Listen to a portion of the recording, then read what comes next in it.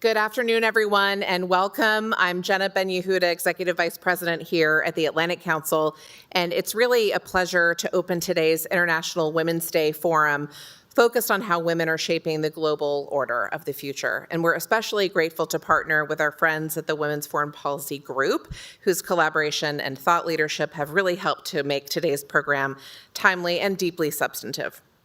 So we come together at a moment of significant consequence for global affairs. The international system is undergoing profound change, marked by intensifying great power competition, rapid technological transformation, persistent regional conflicts, and growing uncertainty about the rules and norms that have underpinned global stability for decades. From evolving dynamics in the Middle East to pressures on the Transatlantic alliance to shifting political and security landscapes in the Western Hemisphere, the challenges before us are numerous, complex, and deeply interconnected. And yet, what today's agenda underscores is that these challenges are not being met with hesitation, they're being met with really tremendous leadership. Across every issue we'll explore this afternoon, women are not only participating in the conversation, they're people driving the conversation. And so in cyber and emerging technology, women are helping to define how we build resilience and protect our institutions. In discussions on Iran, they're central to understanding both how issues in Iran are unfolding and the pathways forward. And in sports diplomacy, they're leveraging global platforms to build bridges where traditional diplomacy sometimes cannot. And in areas like food security and regional stability, they're advancing practical, solutions-oriented approaches to some of the most pressing challenges of our time. This is not accidental, it's essential, because the complexity of today's geopolitical environment really demands a broad, diverse range of perspectives, experiences, and approaches. We know that diverse leadership is not just a value add, it's a strategic advantage.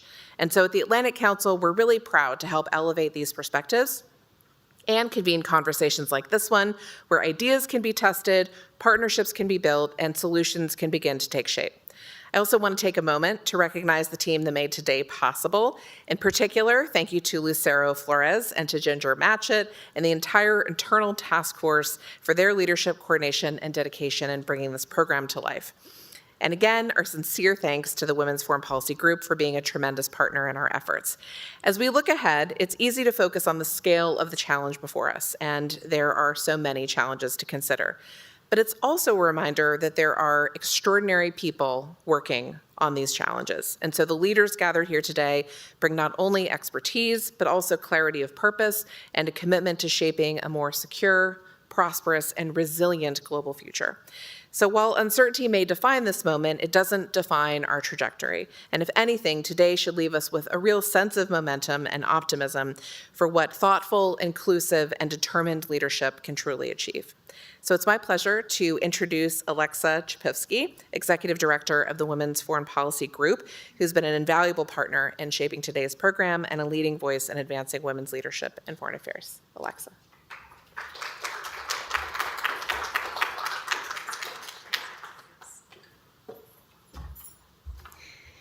Thank you, Jenna. As Jenna mentioned, we are living today at a historic moment marked by change and instability, including extraordinary advancements in tech and innovation and multiple hot wars around the globe. For a long time, there has been a network of men who open doors, create opportunities, and elevate talent. We at the Women's Foreign Policy Group aim to be the substantive and invested women's version of that. Our objective institutionally is to facilitate that goal. We want our growing community to respond to the world's challenges with purpose, service, compassion, and integrity, and inspire others to join us. Accordingly, we consistently highlight the women leading with courage and conscience. We amplify voices like that of Maria Corina Machado, the 2025 Nobel Peace Prize winner and leader of Venezuela's opposition, who we featured in our programming in July 2024, just days before the Venezuelan presidential election. We admire women like President Maya Sandu, fresh from her party's election victory in Moldova this fall, standing firm at democracy's frontier and showing the world that quiet integrity can defeat loud propaganda. What do these leaders have in common? They lead with spine and with spirit. They continue to stand tall when everything around them seems to be collapsing, and they prove to us that conscience can be stronger than control. Mentorship is, of course, one of our core values at WFPG. The world needs women leaders more than it ever has. The extraordinary engagement in our mentorship programs, indeed from around the world, proves that there is no dearth of women who are aspiring to stand up and to lead. This is our moment. So as we look ahead, and on this occasion of International Women's Day, I'd like to take the opportunity to briefly address the young women future leaders who are in this room and joining us online. The future world in which we live will be shaped by the values that you practice and the resulting decisions that you make. Lead us with optimism, with courage, with moral clarity, with critical thinking, and with a focus on the common good. And remember, we rise by lifting others. We are also the beneficiaries of someone else's courage, vision, and sacrifice. Do not be weary in doing what is right. As Anne Applebaum writes, you need to be optimistic, you need to look forward, you need to think about the future. And above all, you need to be connected, because as a group, you can do a lot more than you can alone. Fostering that connection is exactly what we are doing here today. Our big gratitude to our friends at the Atlantic Council for your collaboration, your partnership, and your leadership. It's always a pleasure and privilege to unite with organizations who share similar values and goals. Without further ado, it's my honor to introduce the moderator of our first panel this afternoon. It's a fireside chat. Safa Shawan Edwards is Director, Capacity Building Initiative, Cyber Statecraft Initiative at the Atlantic Council. Safa, over to you.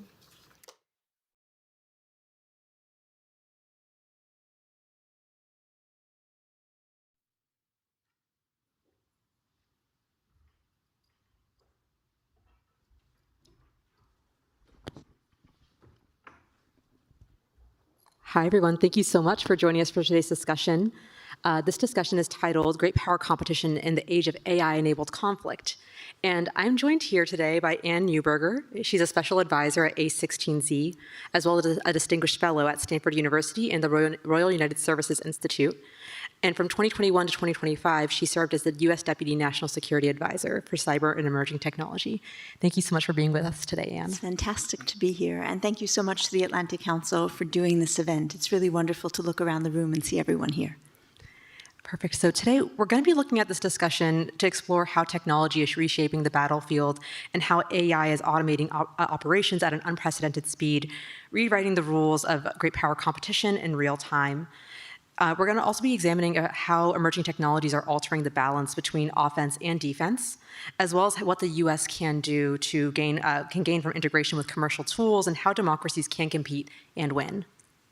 So, and to kick things off here, last month you wrote a really interesting piece that explored how commercial technologies have democratized and reshaped modern warfare by altering that balance between expensive military assets and cheap offensive tools. How do you see this changing the decision-making, whether it's managing trade-offs or navigating asymmetries during conflict? It's such an interesting question because, you know, and often when we talk about defense, we talk in languages of posture and platforms. But I think what we're seeing here is there's really a cost attrition that you talk about between offense and defense that's developed, particularly in areas that leverage commercial technology. So we're seeing it play out in Iran right now, where Iran over the last number of years has built an at-scale industrial production of drones. Shahed 136s cost $20,000. The response to that is often an advanced interceptor in the millions of dollars. Over time, that cost differential doesn't work. So really ensuring that we, as we look at this, we build a layered set of approaches that match the cost of offense is very much needed, because unless we have that over time, we're overmatched and overspending to counter a particular adversary. And if I can follow up on that point, so we've seen the Ukrainians reap the benefits of being able to leverage these new technologies in a really rapid way. How do you see the U.S. trying to replicate that?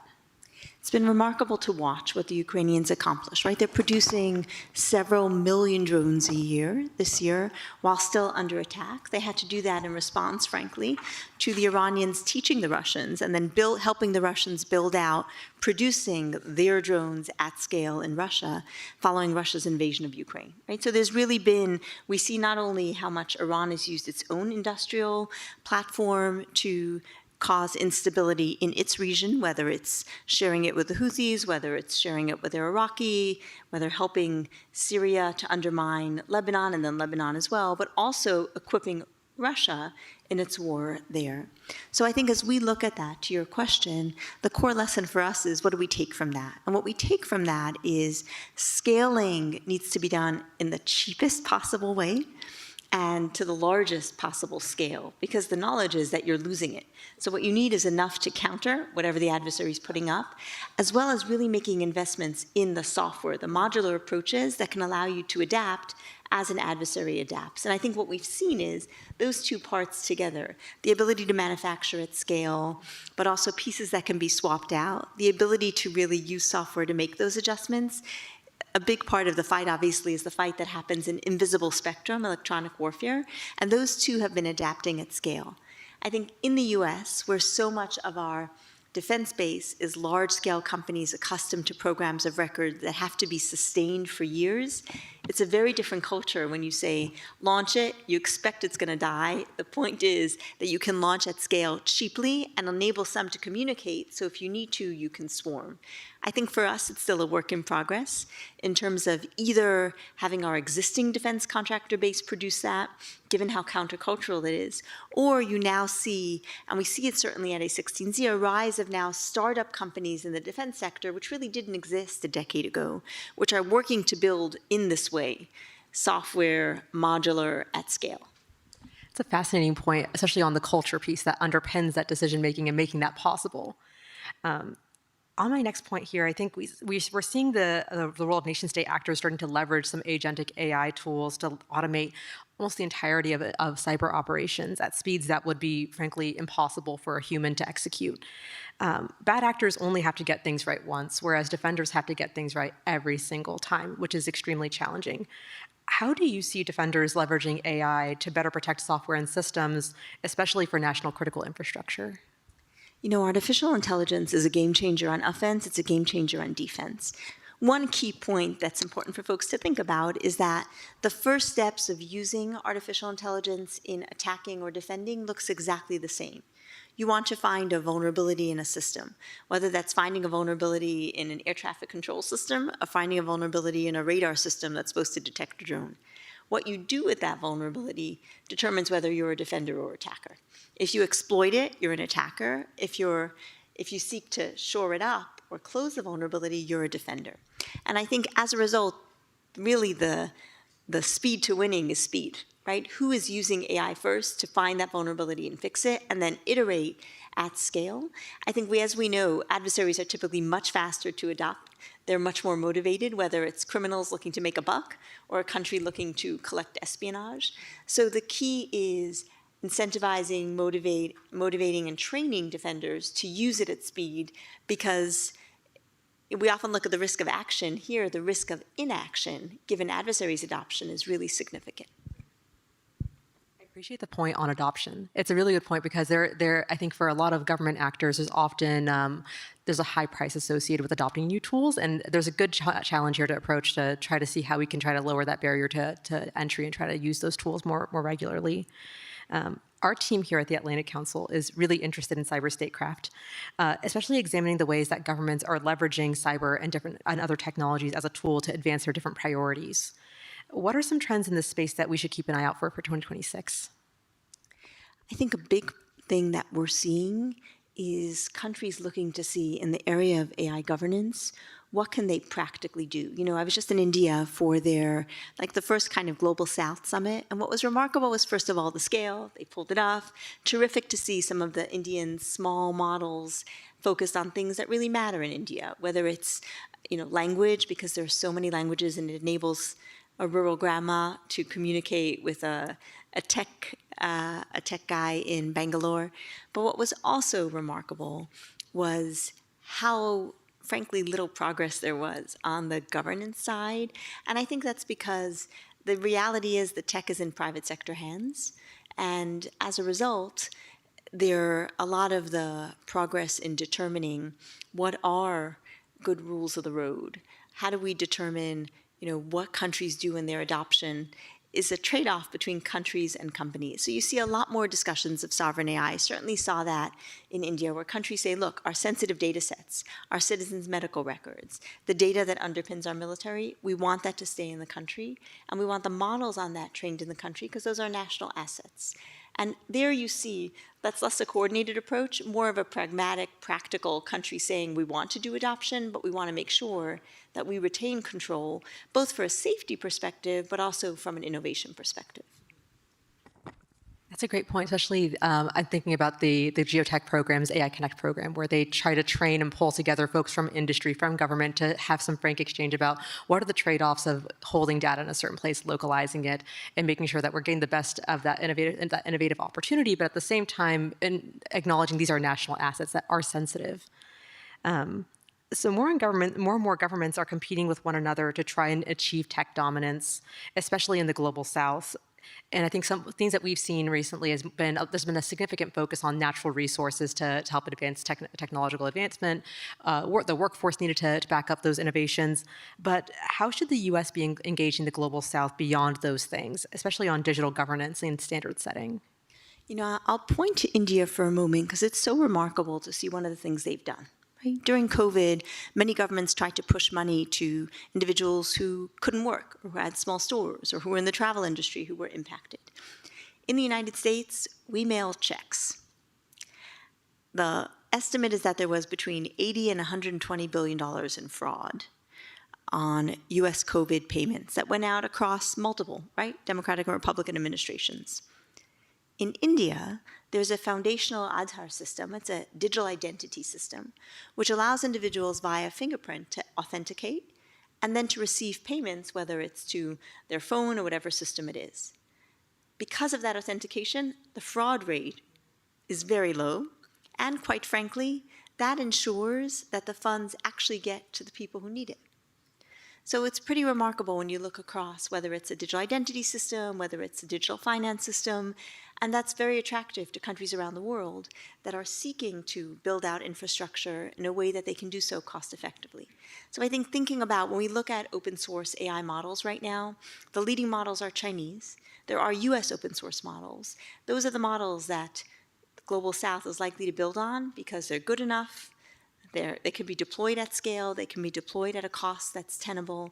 And I think thinking about how we have the next generation of our digital development programs that help, to your point, leverage the training to help countries actually build models with their data sets that fit their needs, whether it's detecting crop illness quickly to address it before it spreads in key agricultural areas.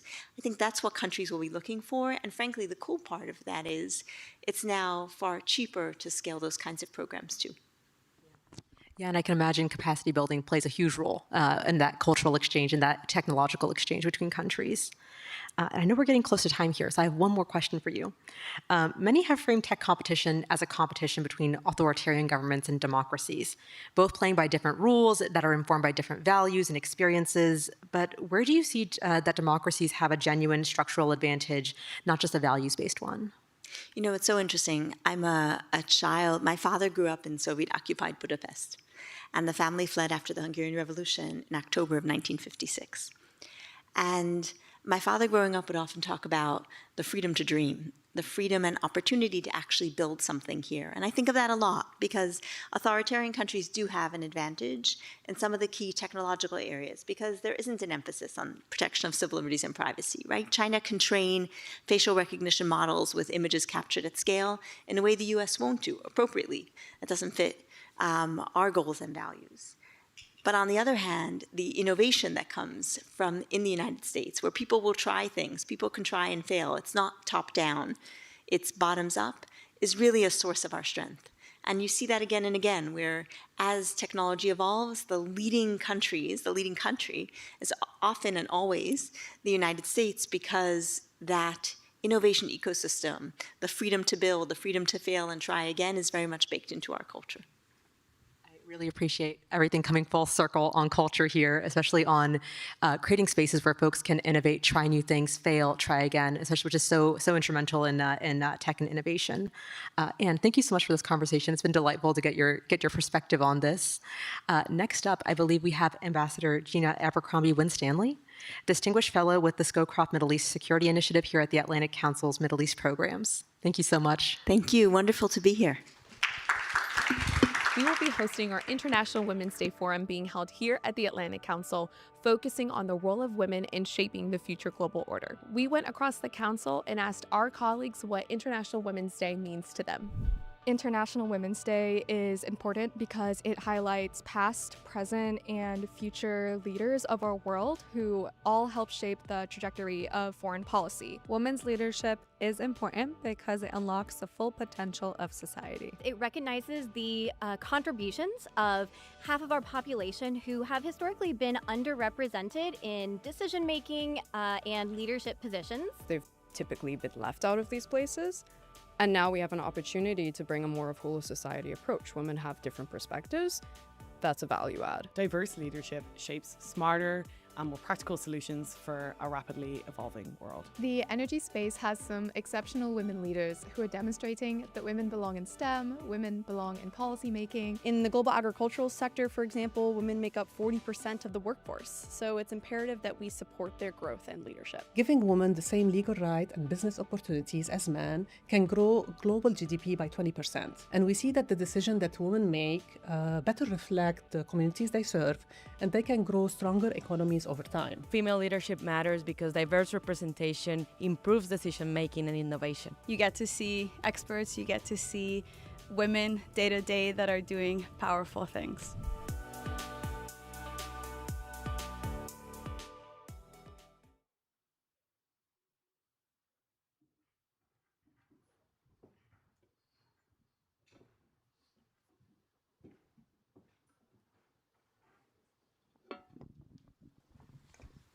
Okay, good afternoon, everyone. Okay, obviously this is not church. Everybody didn't say good afternoon.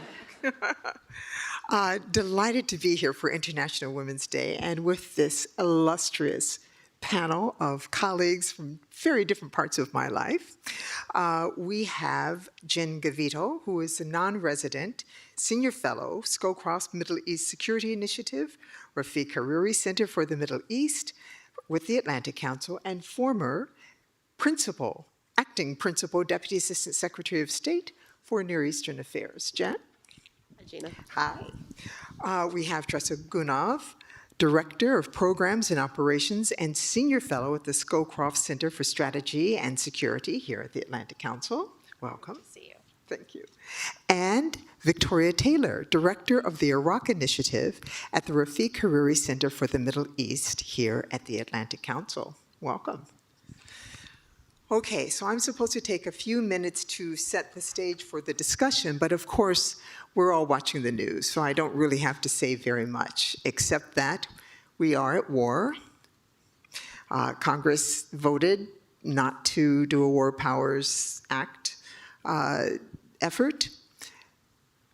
There are over 20 countries involved, and we have seen that the reasons, the goals for this war have changed over the last 6 days. And that's where we are, among other things. So I'm going to start with Tressa. The theme of this year's International Women's Day Forum is shaping a broader international order. So we'd be remiss not to discuss the global impact of this war.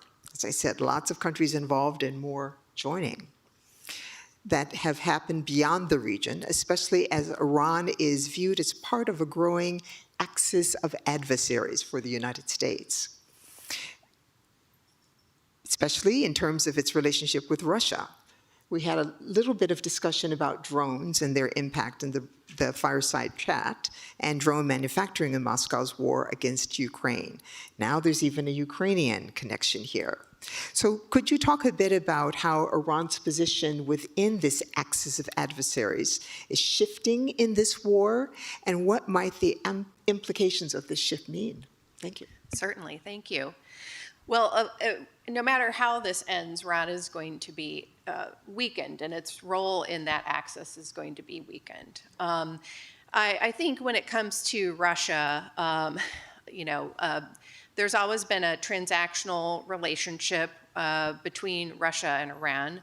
And certainly Iranian technology contributed to battlefield edge for Russia when it comes to the Shahed drones and other technological exchanges that they probably have had, it's at least speculated to have had. But my guess is Russia has planned, they've seen the writing on the wall for quite some time with the multiple exchanges with the 12-day war and other U.S. interactions with Iran from a military perspective. And so, they have probably planned for this day for quite some time and have the ability to produce or at least are aiming to have the ability to produce their own drones and keep that piece going on their own. When it comes to China, I think Iran definitely needs China far more than China needs Iran, and that's always been the case. I think that North Korea, which comes up a lot as part of that axis, is probably, as my colleagues had sort of joked yesterday, quite pleased with itself that it had already gotten its nuclear program. But I think that the dynamic there, probably from the North Korean perspective, is something that would not be a major loss, but I welcome others to comment on that. So I think it will change the dynamic, and of course the dynamic in the Middle East with Iran's proxies being weakened, Hezbollah, Hamas, the militias in Iraq, the Houthis to some degree, although not much. That constellation is going to be is still weakened, and it was something that held together a lot of assumptions, I think, for certain type of deterrence that the axis of aggressors, so to speak, has relied on for a long time. So those challenges have been fundamentally, those assumptions have been fundamentally challenged by this, and will continue to have pressure on that interaction and that relationship. Great, thank you. Jen, you were the Deputy Assistant Secretary for Iran and Iraq during the Women, Life, Freedom movement. Can you provide some insight into how the U.S. government saw that movement as a political liability for the regime, and how you approach supporting the protesters? How does this differ from our approach to January 2026 massacre protesters? Sure, that's a great question.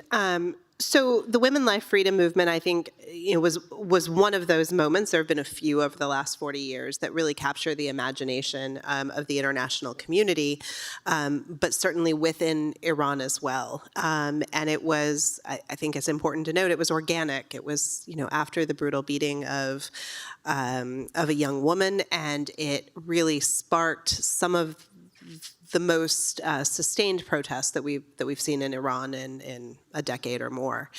The narrative around that was very important, but I caution that I don't think that at any point was the regime under pressure.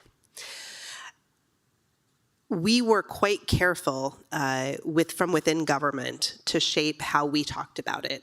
And I say this deliberately, juxtaposed against what's happening right now.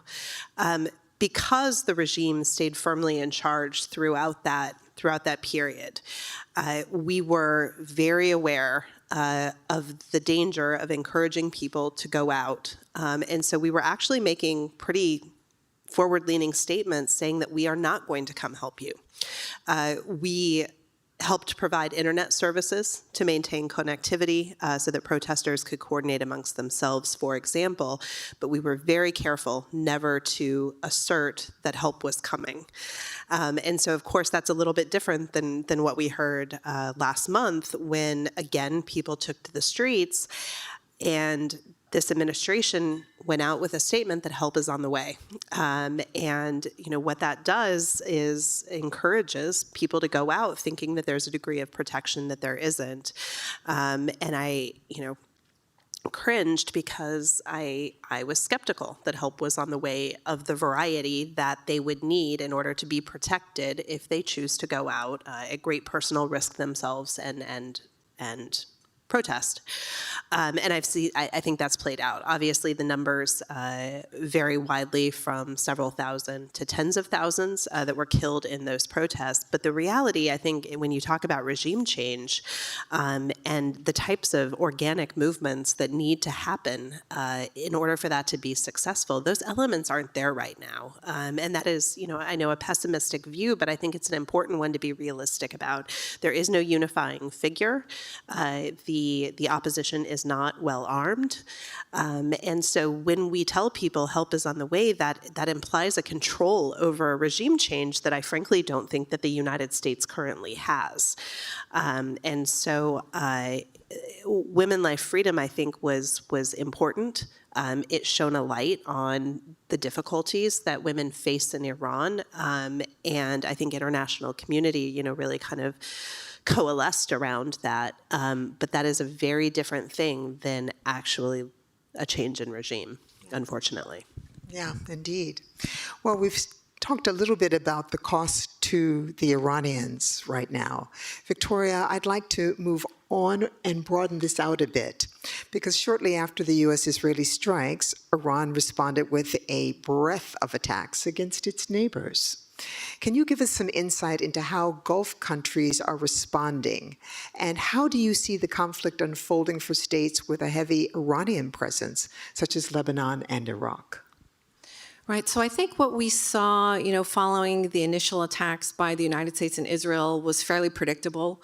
And even the supreme leader ahead of the strikes, as we saw U.S. forces really amassing in the region, the supreme leader said explicitly, I'm going to make this a regional conflict, and the United States is going to pay for this action. So, what we're seeing is not a surprise, and it's part of an Iranian effort to really inflict great pain throughout the region in hopes that it can both protect the survival of the regime, really raise the cost to the United States and Israel, and hopefully encourage some of the other Gulf countries to also put pressure on the U.S. and Israel to stop striking it. I think what we're seeing is, while there may have been, some frustration with the United States and Israel for launching these strikes, and indeed, several, a month ago or so, when we were initially contemplating strikes, many of those countries encouraged President Trump not to launch them. Most of them right now are ultimately very frustrated with the Iranians. And while, it's not clear to me that that will result in any of those countries taking direct military action, I don't think we can completely rule that out if they feel that that is what is needed in order to protect their own security interests. And so I think that while, Iran's effort to really expand the conflict is expected, the reaction from the Gulf countries has perhaps been a little bit different than I might have anticipated. Yeah. Moving back to Teresa. Iran is the world's largest state sponsor of terrorism and utilizes a network of proxies in the Middle East to threaten regional stability. We've seen Iran attempt to exercise its influence in Africa, including involving interventions in Ethiopia and Sudan. What impact would this war have on Iran's proxies and their capabilities in the near and long term, as well as on its interventions in Africa? How could it shape its ability to project power beyond its borders? That's a great question. Well, as I mentioned earlier, of course, Iran's proxy networks are definitely degraded. There's no question that, after October 7th and through multiple sort of subsequent actions, either by the Israelis or the United States, there's been a degradation that has reduced its deterrent effect, so to speak, that part of the reason it had those networks, but also its general credibility and its ability to control those networks. It definitely puts, groups like Hezbollah into really tough position, right? They, in some ways, have an obligation to become involved in this conflict in some way, shape, or form, but certainly domestically within Lebanon, that puts it in an extremely difficult position because that's not welcome at all. Not that it was, and so there's a increasing cost to be paid for having been supported, trained, and equipped by Iran for many decades, and so that. The dynamic about how that plays out is going to be important. Iraq with the Houthis in Yemen, who have been struck by the United States, but certainly, at least in my estimation, are not diminished in a significant way. It will be interesting to see just what control, as the Iranian leadership continues to be targeted, how that control is exercised, if at all, and what it will mean to the broader conflict. Iran has certainly been present in Africa in a lot of different places, as you note, and some of that is just sheer desire to make money. Of course, they have peddled arms, drones, and other things, and I think it's certainly not probably going to be top of their list as if the regime is going to recover at all. If there's a scenario in which that happens, I don't think Africa will be top of the list because of the other damage that it's probably going to have to recover from, and just the financial damage, let alone military production and other things that Iran was able to do much more easily before this, or at least we'll see. We'll see what the battle damage looks like. So I think that will be diminished and potentially less welcome, although it's very complicated when it comes to situations like Sudan. So overall, it's in a weakened state. I'm sure they're very aware of that and have prepared for contingencies in all likelihood of a degradation of of its abilities to control its networks. But I turn to my fellow panelists to see if they have additional thoughts on how that might be affected over the long term. Yeah. Fair enough. Do either of you want to weigh in now? Well, maybe I'll come in a little bit on the proxies. Obviously, I'm covering Iraq right now, and I was covering Iraq and Iran at the State Department. And I think, it is interesting right now to see, while we've had Hezbollah come into the fight, and while we've had the Iraqi militias start to launch attacks, we've not had the Houthis come in. And so I think, there's some major questions about why that's the case. I don't have a great answer for that yet. And I think we have to see how this is going to play out with some of the proxies, in a situation where Iran becomes more weakened and forced to really focus more internally. How will that impact both Iran's control over the proxies and its abilities to really support them? Yeah, I would just add that I think the Lebanon piece too is interesting. I mean, they've come in, but it's been largely not under the command and control of either Iran or the organization itself. And so while there's been a bit of freelancing that I think Israel is responding to, it is a fundamentally changed landscape than it was 2 years ago. Absolutely. Absolutely. Okay, well, Jen, I'll stick with you for the moment. President Trump recently commented that many of the possible successors to Khamenei have been killed in strikes, while the late Supreme Leader's son, Mujtaba Khamenei, has emerged as the front runner to be his successor. And I believe the president said today that was unacceptable and he needed to have a role in selecting the next leader of Iran. So what do you think's in the president's head? What do you perceive? Thank you so much for that question, Gina. Couldn't let it That's pass, great. darling. What do you perceive as the ideal line of succession for the United States from this administration's perspective? And what would be the implications if Khamenei's son assumes leadership? Well, let me start with the back end of that first, and what the implications are. You know, every exercise that's been done over the last decade or so by the U.S. and its allies have suggested that if you try to impose regime change from outside, that the IRGC is the likely successor. And indeed, his older son does seem to be the chosen one from the IRGC itself. When you get into operations like this, I think it's very important that you think through those contingencies in advance and have a vision for what success looks like.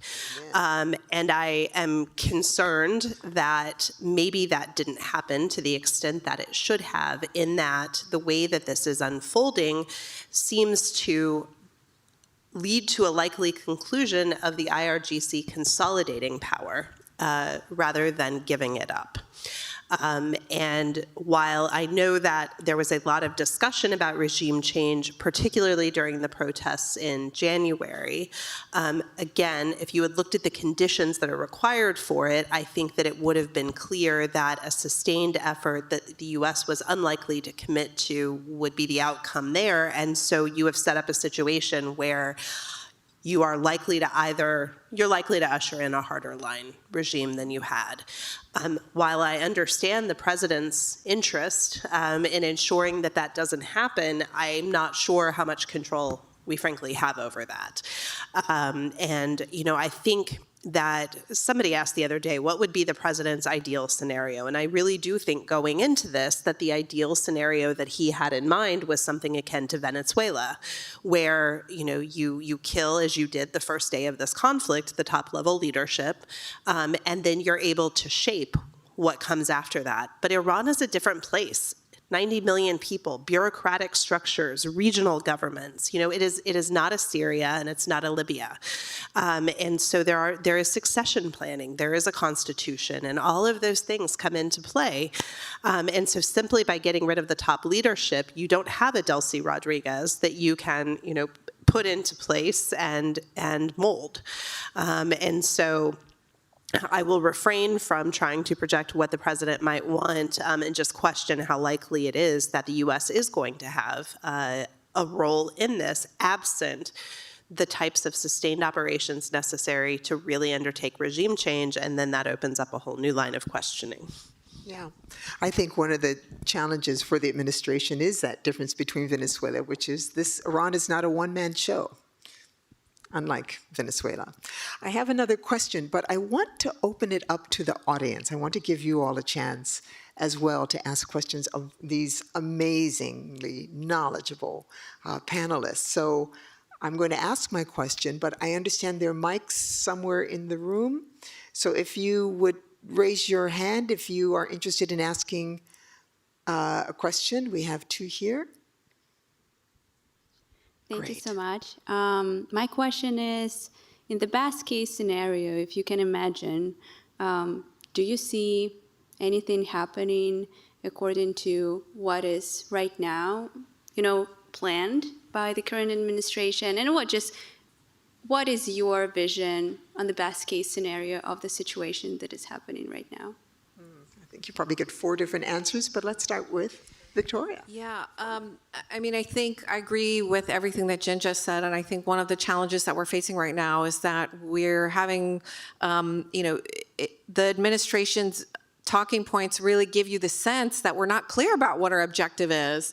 You know, there's both statements suggesting that we're pursuing regime change and then other statements suggesting that we would like a Venezuela model. Those are very different objectives that could produce wildly different results and should have wildly different operations. And so, you know, I'm not sure now, which I still have not figured out which one it is that we're actually focused on right now. And some of the things that we're doing, you know, might suggest more of an effort towards regime change. But as Jen said, I don't think that we're able to completely control this scenario. And as we've seen, throughout U.S. history and our efforts to really engineer regimes that are, advancing U.S. interests, very low success rate around the world. And so I would say, a best case scenario, very difficult to predict what will happen, even if we topple the regime, who would be able to take charge of the country. I'm a little bit skeptical that we're able to fully topple a regime which has been built with multiple layers and succession plans in order to actually ensure its survival. While we were waiting for the microphone to get to another, I'd like you all to address the possible divergent aims between the United States and Israel. Yeah, I'm happy to take that one. So regime change in Iran has been an objective of Prime Minister Netanyahu for the better part of 20 years at least. He has, over the course of those 20 years, worked closely with the United States, with administrations across parties, to constrain Iran's behavior, but ultimately that's been the goal.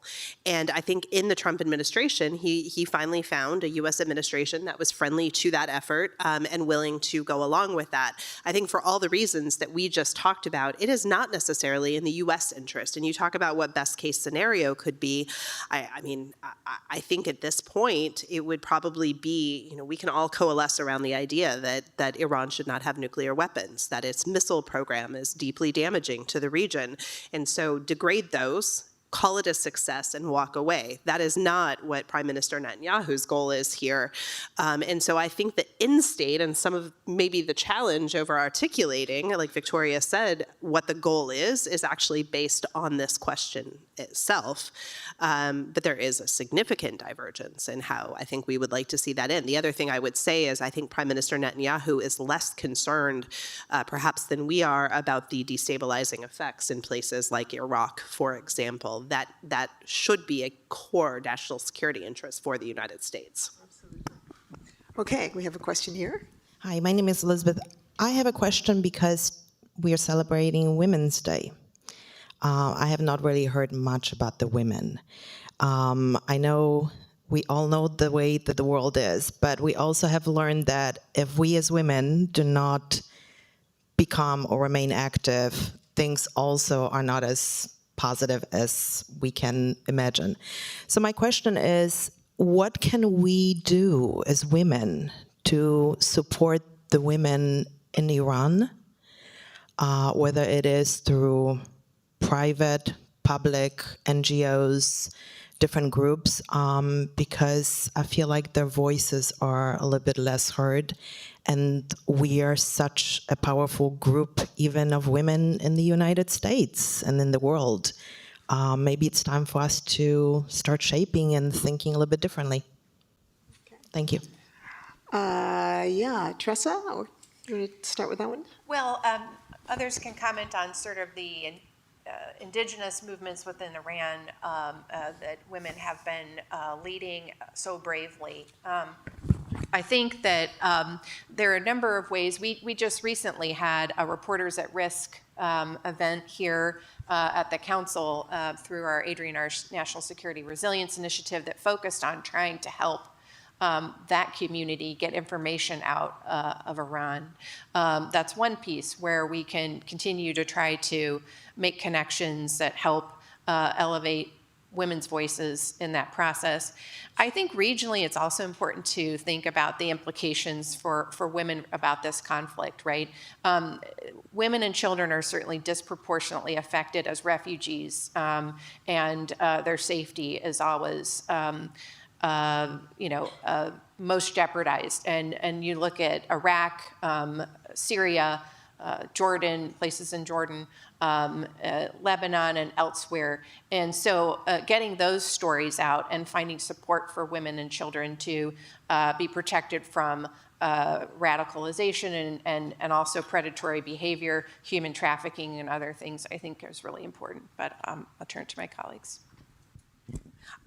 I don't have a lot to add to that. I mean, I think one of the challenges of the posture that we've had towards Iran, and there's good reasons for it as discussed, but over recent years, again, across administrations, there's been very little people-to-people contact. And one of the best ways that we have to support women is through the soft power that we project and modeling support for women's rights, et cetera. But when we don't have those opportunities to engage directly with the Iranian people, we take ourselves largely out of that conversation. Maybe I just add, actually the Iranian women are really at the forefront of all of the political and social movements of Iran. We have, unfortunately, many of those women who are in jail for their activism. So I think the more that we can do to really highlight their stories, to support organizations, that are based overseas that are also trying to highlight the stories and voices of women to provide them with the tools for their own activism. I think those are things that are very valuable. All very useful and also showing what the limitations are. We are wrapping up, so if you can give me 15 seconds each on how you anticipate the U.S.'s role in this conflict evolving in the near term and the outcome. You can even give me how long is this going to last? That is unclear. I think Secretary Hegseth mentioned 8 weeks recently in a press conference, but I don't know if that's something that he can count on, and so I won't guess exactly how long it will last. But I think from a U.S. perspective and Israeli perspective, there are limitations from munitions and readiness perspectives that will always constrain what you can do in a highly complex military environment like this. So that's going to be a foundational question.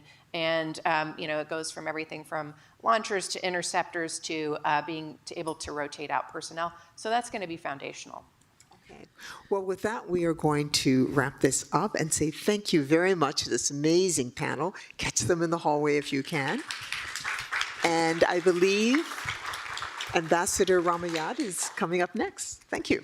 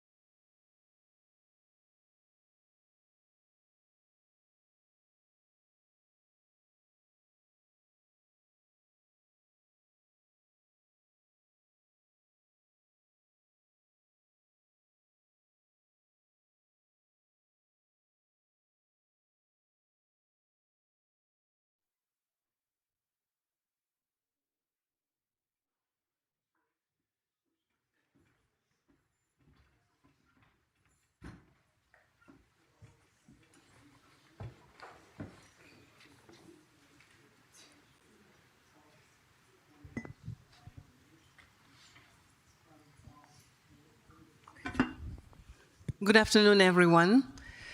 I am delighted to welcome you to this conversation on building global resilience through women leadership in sports. I'm Ramayad, Senior Director of the Africa Center at the Atlantic Council, Senior Fellow at the Europe Center, and former Minister of Sports in France. The Atlantic Council just recently launched a Power of Sports program dedicated to advancing sports as a business opportunity, a tool for diplomacy, a tool for development and international engagement. And at a time when traditional diplomacy often faces limits, we think that sports continues to open doors to create shared experiences where politics cannot. It builds also bridges across borders, cultures, generations. It is also the reflect of geopolitical crisis. For a think tank like us who have been doing this for 65 years, sports cannot be ignored as a tool for diplomatic influence and investment sector. The fastest growing, actually, economically speaking, with a huge impact. LeBron James has 1 million followers. Emmanuel Macron, sorry to say, only 10. the impact of athletes is much stronger than traditional politicians. But perhaps one of the most dynamic and under-examined forces in this space is women's leadership in sport. And women leaders are not only transforming the business and visibility of sport, they are shaping global narratives about equity, about access, about opportunity, about resilience. They are redefining what power of sports look like, what power looks like on the field, in the boardroom, in the communities worldwide. So to explore this, because you are here to listen to her, I'm pleased to be joined by Kim Stone, CEO of the Washington Spirit of the National Women Soccer League. Kim, welcome. Welcome to the Atlantic Council. It's a true pleasure to have you. It is very nice to be here. Can you all hear me? Yes, wonderful. Thank you so much. It is such an honor. When I get a call to participate in this, I was so excited because usually I'm asked to talk about the sporting side of things or the business side, and this is really something, sports is a unifier, and it is something that brings people together before they even can align on their politics. So I was really excited to come here today, and really it's a real pleasure to be here and to meet you as well. It's a pleasure. Thank you very much. So I would start by asking you to tell us more about yourself, your journey as a leader in the sports field, as a woman leading a women soccer team. How did you get there, and what are the keys for your success? Yeah, lots of questions unpacked there. So I have spent my entire career in sports. I worked with Pat Riley, who's a renowned NBA coach and a legend. And when I worked with him in Miami, he gave me a saying I will always remember, which is, in sports, you work in the toy department of life. So I've had the privilege of doing that my entire career. So 23 years with the Miami Heat in a variety of jobs, and then 2 years out with the Golden State Warriors to open Chase Center, their new home at the time. Then that got closed down by COVID.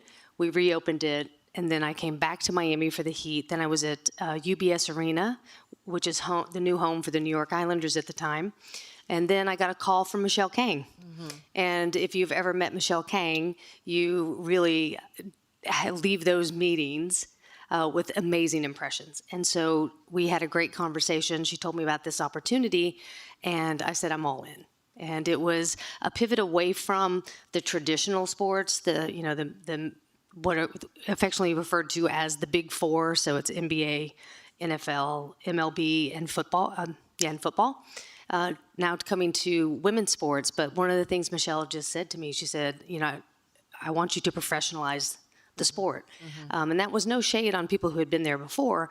But when I looked at the organization, we had 10 people in the community department and we had 4 people in the sales department. And Michelle's commitment is women's sports is good business. Mm-hmm. And as a matter of fact, women's sports is on such a growth trajectory now that it's often referred to as the growth stock in the industry. So I have learned a lot in my life. I've had some amazing experiences. And what I know that the thread through all of that goes back to what I said initially. Sports can bring people together. It makes a connection. So you will come together and cheer for the USA hockey team, either the men's or the women's, regardless of who you voted for in the last election. And you can agree that they were talented people and that you felt, pride in them representing your country. And so then you have a connection, and then you show up the next day and you have a connection with somebody that maybe you didn't have before. And it helps. Those just deepen that ability to have sports diplomacy through it. So sports, especially on the national stage, the Men's World Cup that is coming this summer, what it will do for not just the awareness of the sport itself, but you have countries coming together and fan bases coming together, and they will tailgate outside together and, play, football or soccer here, we call it in the U.S., in ways that will bond people. And when you have that common experience together, it just opens up and you see somebody in a different perspective. And so I was real excited to have this opportunity to come and talk to you all today. So you arrived in this position in January 24. So it's been 2 years now. Yes. Just to continue on that personal experience, what is your best experience since you have been in this position, in this role? I appreciate that. So I'll take you to this last November. We were playing in the NWSL playoffs. We were the number 2 team in the NWSL, so we got to host the games at Audi Field, our home field, and we won a thrilling quarterfinal game. And at the end of that game, one of our players ran up and jumped into the crowd and celebrated with the crowd. And why is that important to me, right? Well, yes, we won. That matters. That matters, yes. Yeah, but the crowd energy, like it is so well known, especially across the NWSL, we call it Rowdy Audi.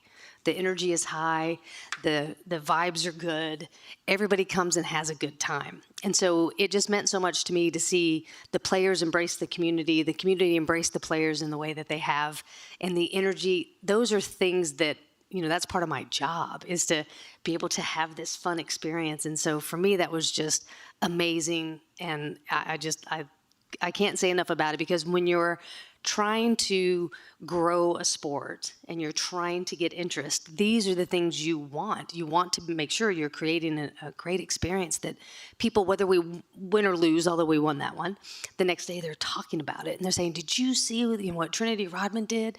Or it's amazing that you get that common language. And this city and this region love soccer, and they love the spirit, and it just brought all of that together when we won and our player, Esme Morgan, jumped into the crowd. You said it, soccer, football, what do you prefer saying? It was soccer. Your soccer. Soccer in the United States, it's pretty unique. It's a men's sport everywhere in the world. Even if it's more and more, it involves more and more girls, but in this country, soccer is about women. Can you tell us about that background? Because the World Cup is coming. Yes. The FIFA World Cup in June and July in the United States.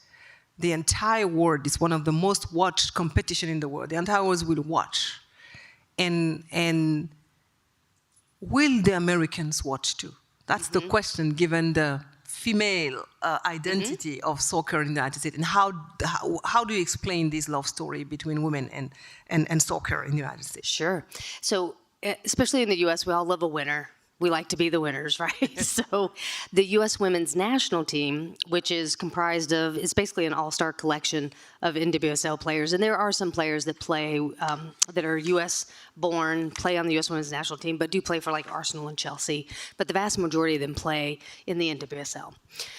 So the U.S. women's national team has a long storied history of winning at the World Cup and winning at the Olympics. The Paris Olympics, I know you spent time in Paris. The gold medal match, one of our stars, Trinity Rodman, scored in that, not in the final match, but in the one leading up to it. She's a key player on that team. And that match was watched by 9 million people. 9 million people saw that and saw Trinity with her pink braids. Well, then she comes and you can see her in your backyard here at Audi Field. But the reason it's so popular is there is a history of not just winning. In Americans, we all love a winner.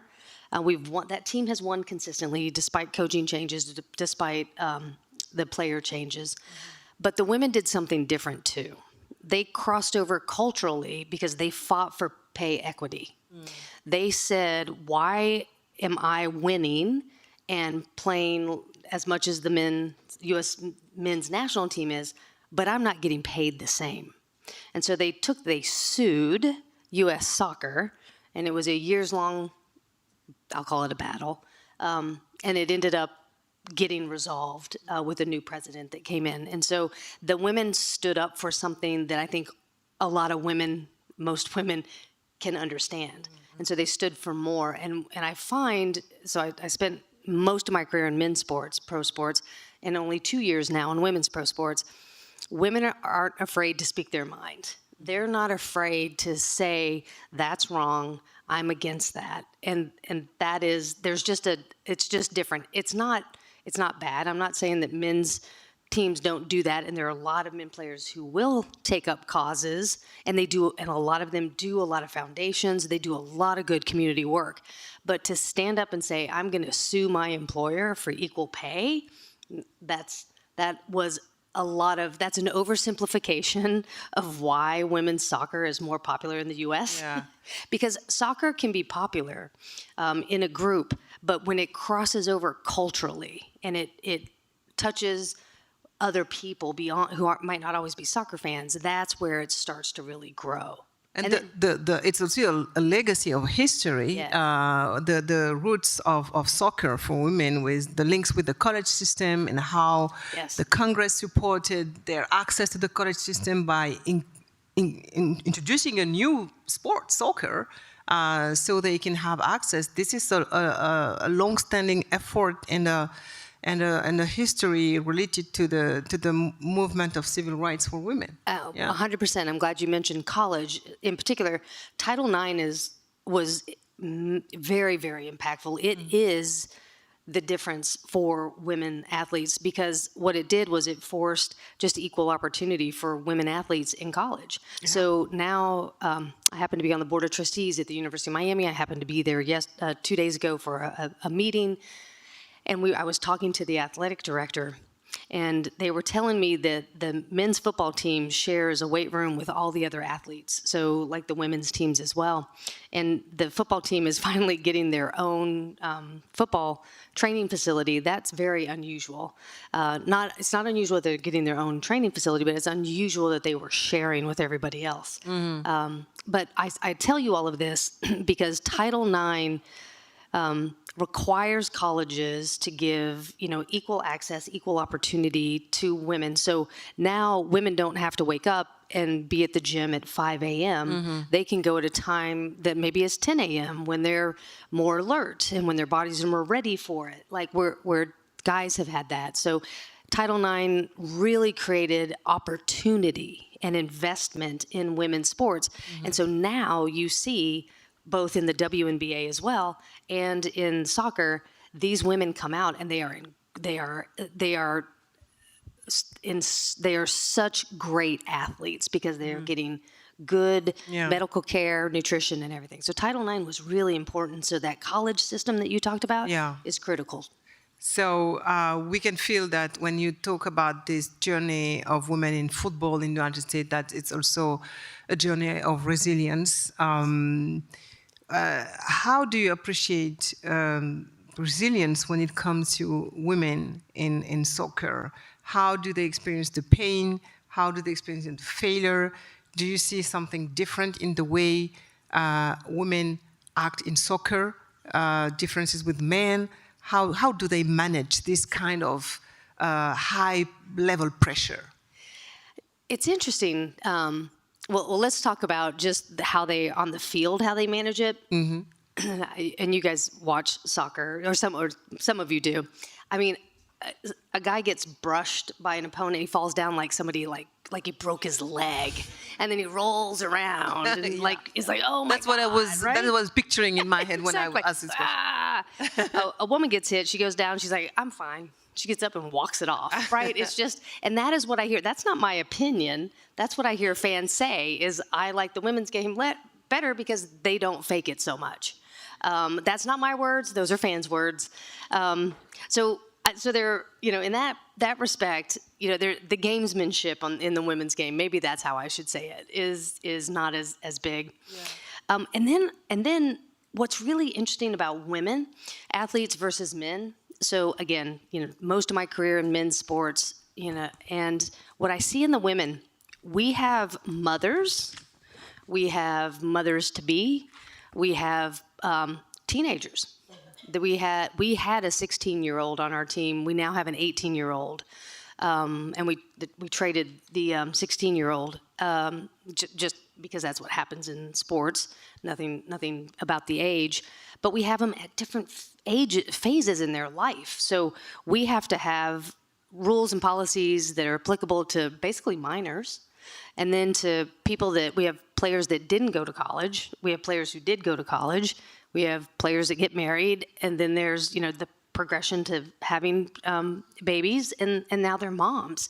So it's really interesting because each of those life stages just requires a little bit different care. And so from an organization, we want them to be themselves. And so we have to provide care for all of those, customized care for all of those phases. With guys, when I was in men's, you didn't do that. The guys showed up and they were NBA players, and they didn't bring their dad selves to practice. They were always an NBA player. And so I did start to see sometimes players would leave teams when their wife was having a baby, right? I would see that was about the only time that I ever saw a men's player exhibit like a dad feature. More, and there are, and listen, I don't mean to say that they aren't good parents at all. I don't, but the traditional lines where a woman doesn't get, not many women that I've seen get to be that. So we have mothers' rooms, we have, all the equipment necessary to make sure that they have good support. Of course. They, just to let you know in the audience, if you have any question, prepare your questions to Kim today. In the meantime, I will ask her an additional question, but I will come back to you for any question you can have to our guest today. Kim, you know that we are here at the Atlantic Council, a think tank focused on international relations. We are looking into diplomacy, influence, power. So my question is about women leaders in sports. How does leadership how can a women's professional club serve as a vehicle of soft power, of US soft power? Your club, how does it serve that objective? So I want to make sure I have the question right. So how do we help serve as in a position of power and influence? I mean, what does it say? What Washington Spirit say about the US soft power? It's a tough question, I know, but it says something about how the U.S. presents itself on the international stage. Yes. Through the capital. This is where I think we're really fortunate in many, many ways to have Michelle King as our owner. So Michelle is an immigrant that came to the U.S. and is a self-made billionaire. That's common knowledge. An American story. An American story. Yeah. Yes, thank you. She is a powerhouse. And so I have really enjoyed working with Michelle more than I've enjoyed working with the owners at the other men's teams I was at, because just this quiet confidence, this walking into a room and owning the room. And here's a quick story. So Magic Johnson is one of our investors, and there's a great story about Michelle was just talking with Magic, and Magic was deciding if he was going to invest in us, and this was about 2 years ago. And I got a call from Magic's team because they said, so usually when we meet, Magic usually dresses in like a jogging suit or, athleisure wear, I think they call it these days, sweatshirts, that sort of thing. They said, but we noticed Michelle is always in designer clothes. They said, so what do you think, should Magic wear a suit to meet with Michelle? I said, Magic can wear whatever Magic wants to wear. So I am not about to tell Magic what he can wear, but I will leave it up to you all to decide. But I can tell you Michelle is not going to wear athleisure wear to the meetings. I said she will be dressed to the nines, and he dressed up to meet with Michelle, is what I was told. Very good answer. Up to you. Do you have questions? Yes, I see a man there. I think there's some mic. Man first. Oh, in the back. In the back corner. there. In the back corner. Or in the corner. Yeah, corner. Sure. Altitude sickness, I hope you don't mind. Thank you very much, ma'am. Congratulations on your YOY growth numbers. Awesome. 3 somewhat tidy questions. What does mentorship mean to you as a first in your profession? What lessons have you gained by associating with some really prominent CEOs in sports. We have Ted here, Sheila Johnson, probably one of the greatest coaches that ever put on tennis shoes down in Miami, President Coach Riley. And what does sports mean to you? To me? Yes, ma'am. Yes. God, it's a great question. It means everything, is the honest answer. It has taught me life lessons, both when I played that then carried over into my leadership style. It has taught me, how to have character in some of the toughest times. The worst thing is when you've worked hard and you lose in the finals, and that's tough to take. LeBron James left the Heat when I was there, and he sort of did it a little unceremoniously with us, and that's where you go high when they go maybe not so high. So it has meant, and then for my family, I have a 15-year-old son, and so it just means everything when he comes to games, and he loves it and he supports it. So I am one of those people who I love my job. So I never feel like I work a day in my life. And I'm really fortunate for this. And then I'm fortunate that my family supports it, because you work nights, weekends, and holidays, because that's when everybody watches sports, right? But it means everything to me. Yeah. Great question, great answer. Yes, here, let's stay in that corner. Anyone? Thank you very much. I wanted to ask you what developments over the next 5 to 10 years do you think will most shape the global growth of women's soccer? And from your experience, where do you see the greatest potential for concrete programs or partnerships to translate that growth into strong international engagement through sport? Thank you. Yeah, you're welcome. So there is the Men's World Cup this summer. Women's World Cup is next summer in Brazil. The Olympics are in 28 in LA, and then the Women's World Cup is back in the US in 2031.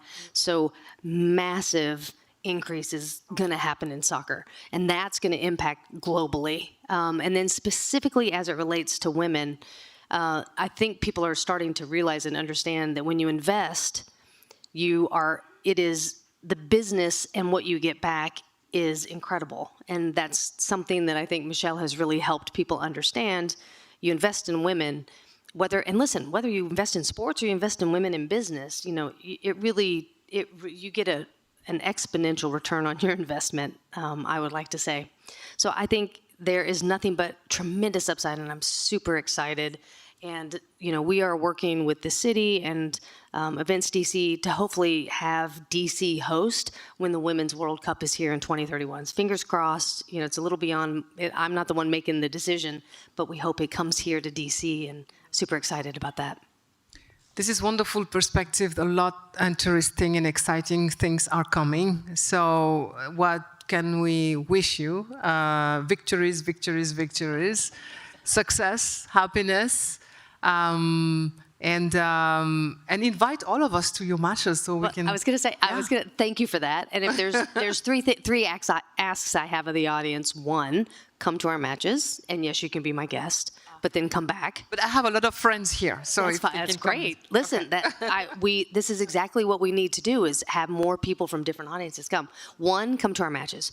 Two, watch us on TV. So whether you watch us or you watch the San Diego Wave or something, watch us, because those eyeballs matter, because that's how brands value us. They say, oh, the Spirit will get us X number of eyeballs, and that matters to them, right? So come to our matches, watch us on TV, and then engage with us on social. Like, follow us, like us, follow our play. I don't care if you follow the Spirit, but, you can also, well, I do care. I do care if you follow us. But if you would also follow our athletes, follow them, watch them on their, they're so young now, they're all on TikTok. So if you're not on TikTok, a lot of them are on Instagram too. We're on all of the platforms. But those three things, if you could do those three things, it just continues to help me prove to the brands that are considering partnering with us the value that we bring. And so I really appreciate this opportunity today. Thank you very much, Kim. We really love to have you here. It's a privilege to hear about your story, about the journey of this wonderful team. And we wish you the best for the next weeks, months, and years. So if you want to hear about sports again, stay tuned because, as I said, we have launched a Power of Sports program at the Atlantic Council. So our next meeting will be exactly at this place, but Kim will be replaced by 2 ambassadors, ambassador of France in the United States, ambassador of Côte d'Ivoire, Rosamond Kouassi's country, one of the Washington Spirits players.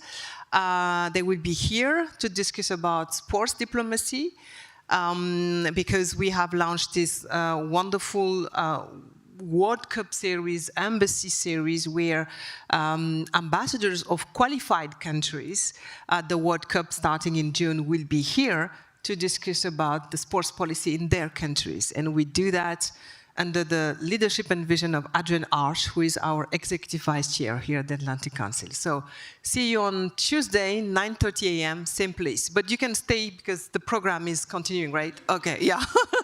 Don't leave, stay. See you. There is a break for the coffee.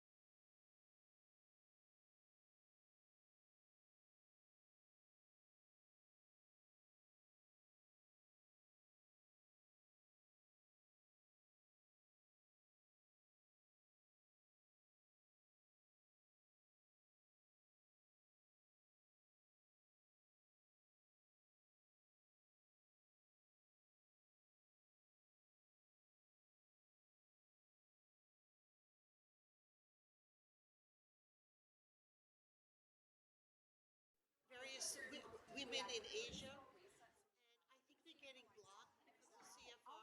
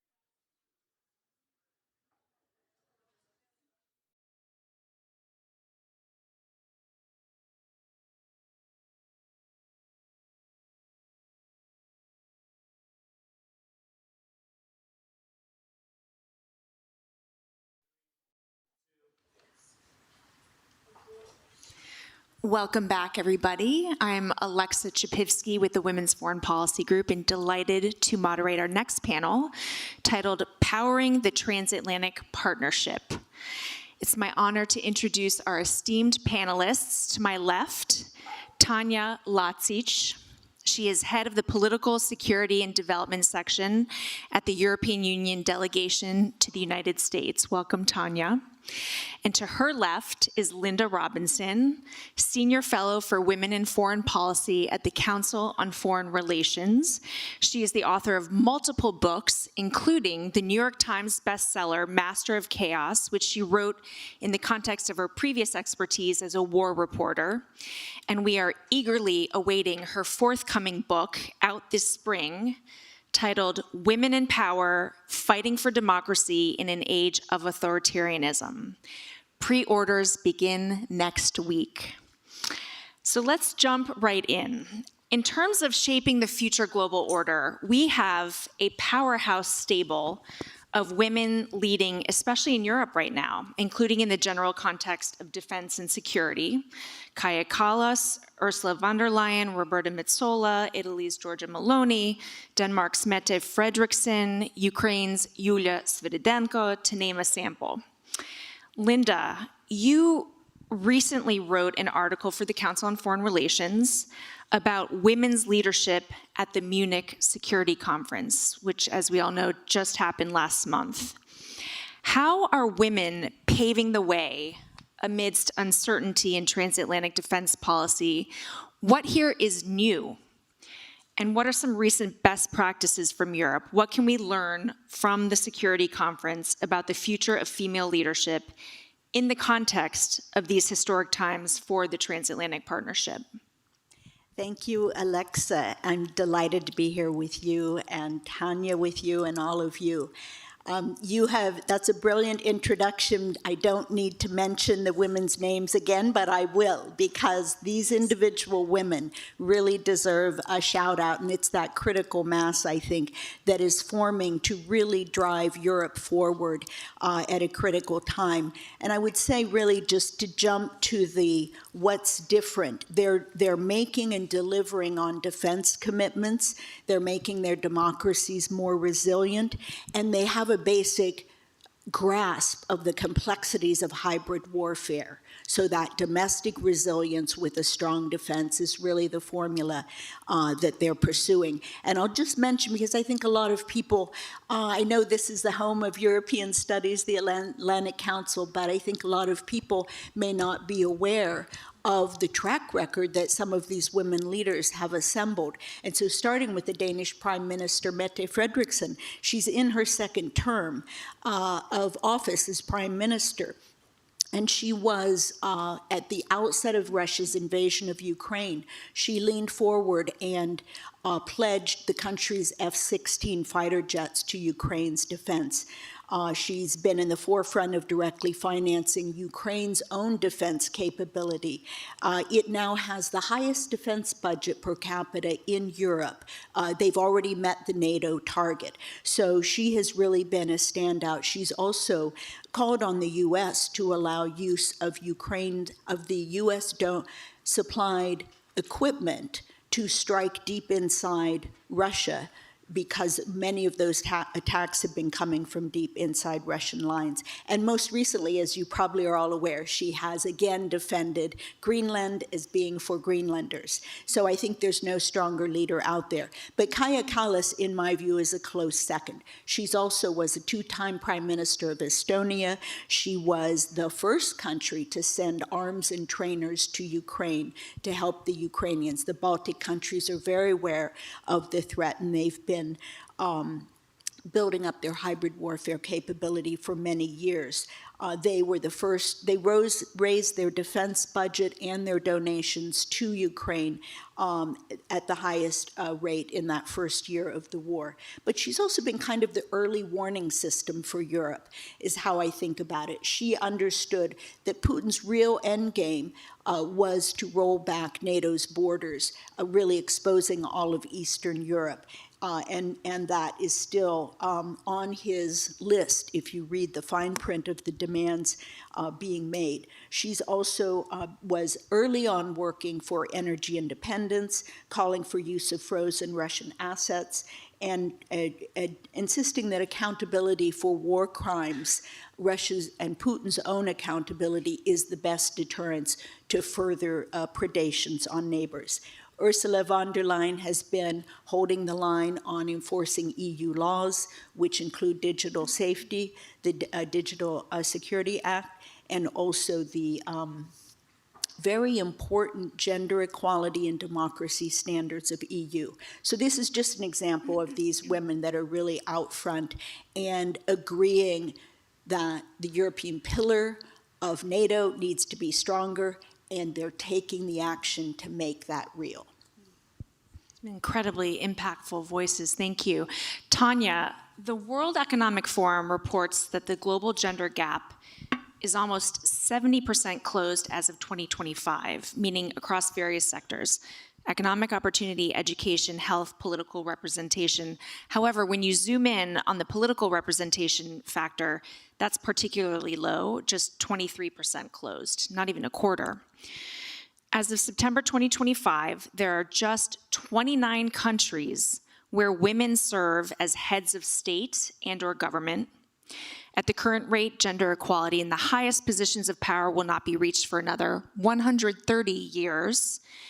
And there are only 9 countries, 9, in which women hold 50% or more of the positions of cabinet ministers leading policy areas. The WEF predicts that at the current pace, it will take 162 years to fully close this overall gender gap. What concrete steps are the EU taking to achieve gender parity within EU institutions? How has women's representation in both leadership, in parliamentary positions, how has that been changing over recent years? Well, thank you so much for having me. Really delighted to share the stage with you.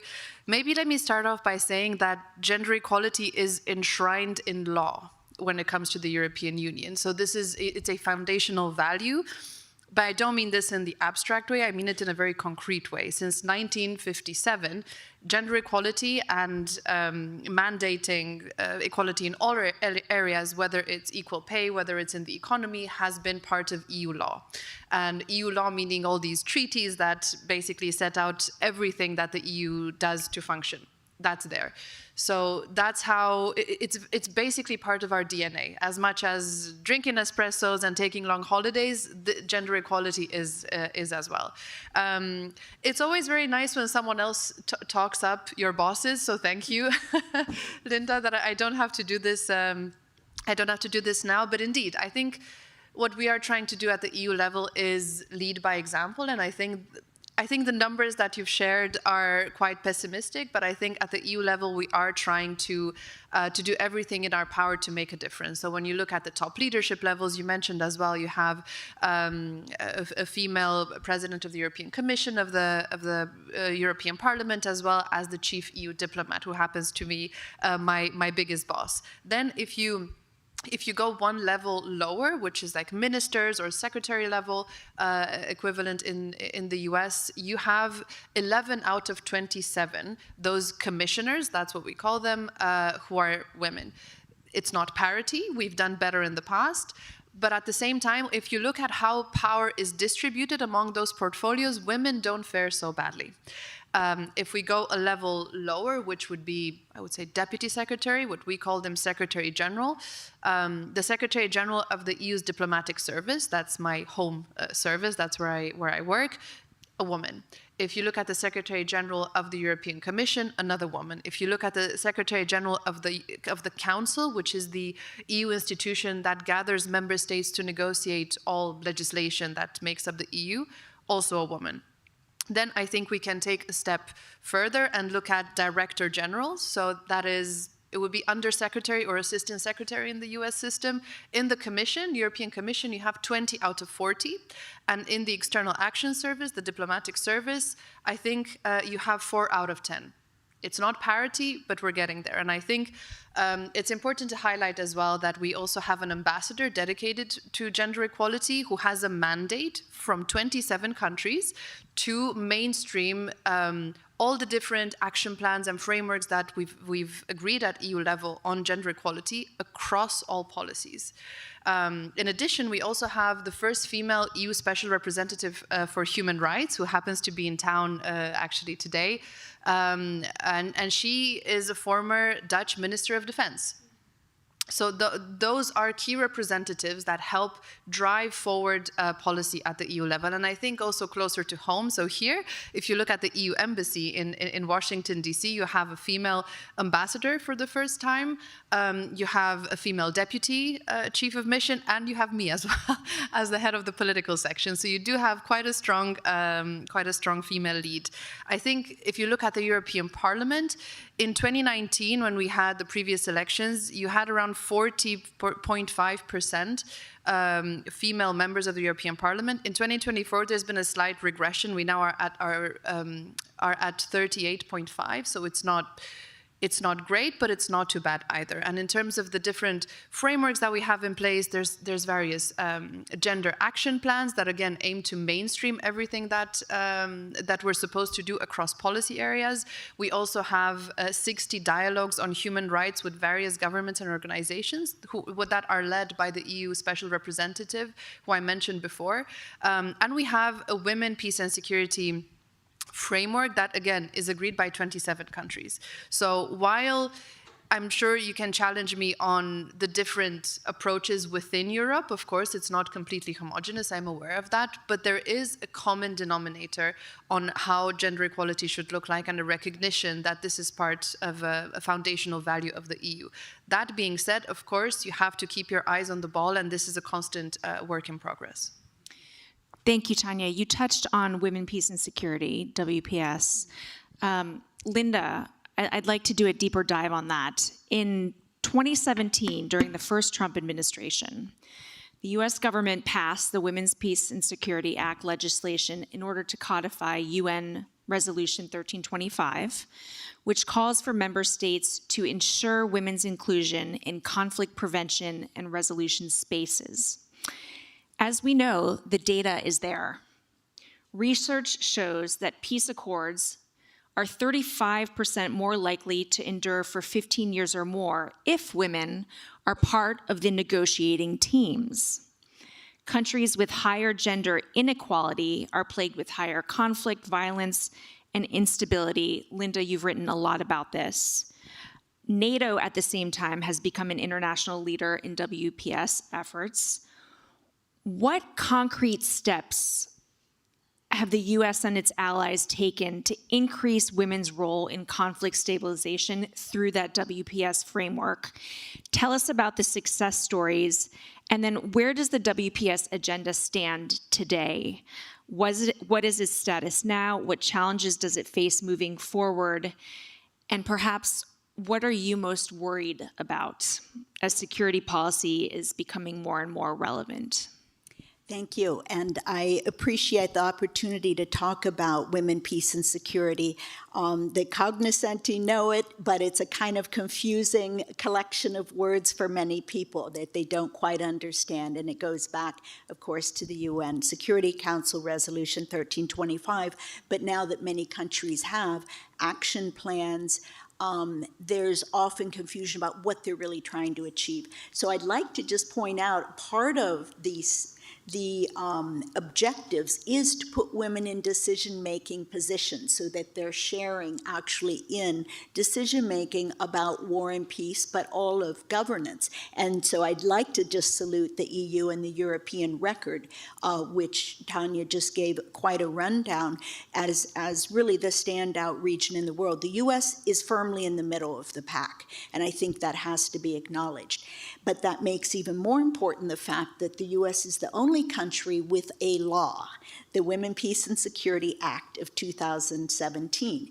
And it was signed by President Trump in his first term. It was a bipartisan piece of legislation. It was quite a fight to get it through Congress. I think it took 4 sessions of Congress.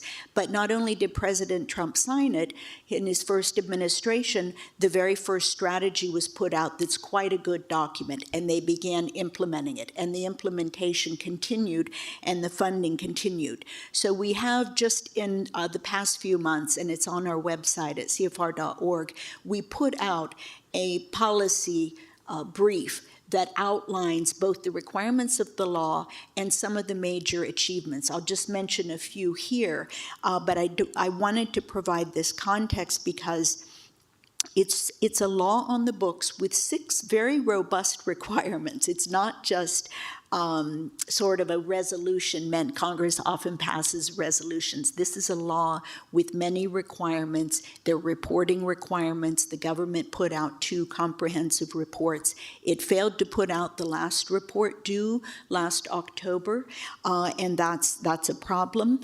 But to just briefly note the kinds of things that have been done, the Department of Defense has major responsibility under this law, and all of the geographic combatant commands have undertaken implementation, and the uniformed military leadership strongly supports this law as providing a critical advantage. So they have undertaken programs to train women peacekeepers, to work with partner countries to develop their peacekeeping capability, to develop women's participation in the armed forces as a whole. Indo-PACOM, AFRICOM, and SOUTHCOM have all been very active in this over the years. And critically, Japan has picked this up in Asia and has really taken on major training exercises. They've leveraged their specialty in disaster and humanitarian relief to not only train forces in the region, but help increase preparedness to address this particular needs of women and girls in conflict. And just if you don't understand that, the deaths of women and girls have quadrupled in the past 2 years. So with these world record number of conflicts, women and girls are suffering. Conflict-related sexual violence has increased by 1/4 in this same time period. So there's a need for women to be both actors and for justice and remediation for what they suffer in war. U.S. aid was a primary implementer, and a big part of their focus was access to justice, providing legal aid for women in these conflict zones around the world. There were many successful trainings of mediators to conduct lower-level dispute resolution.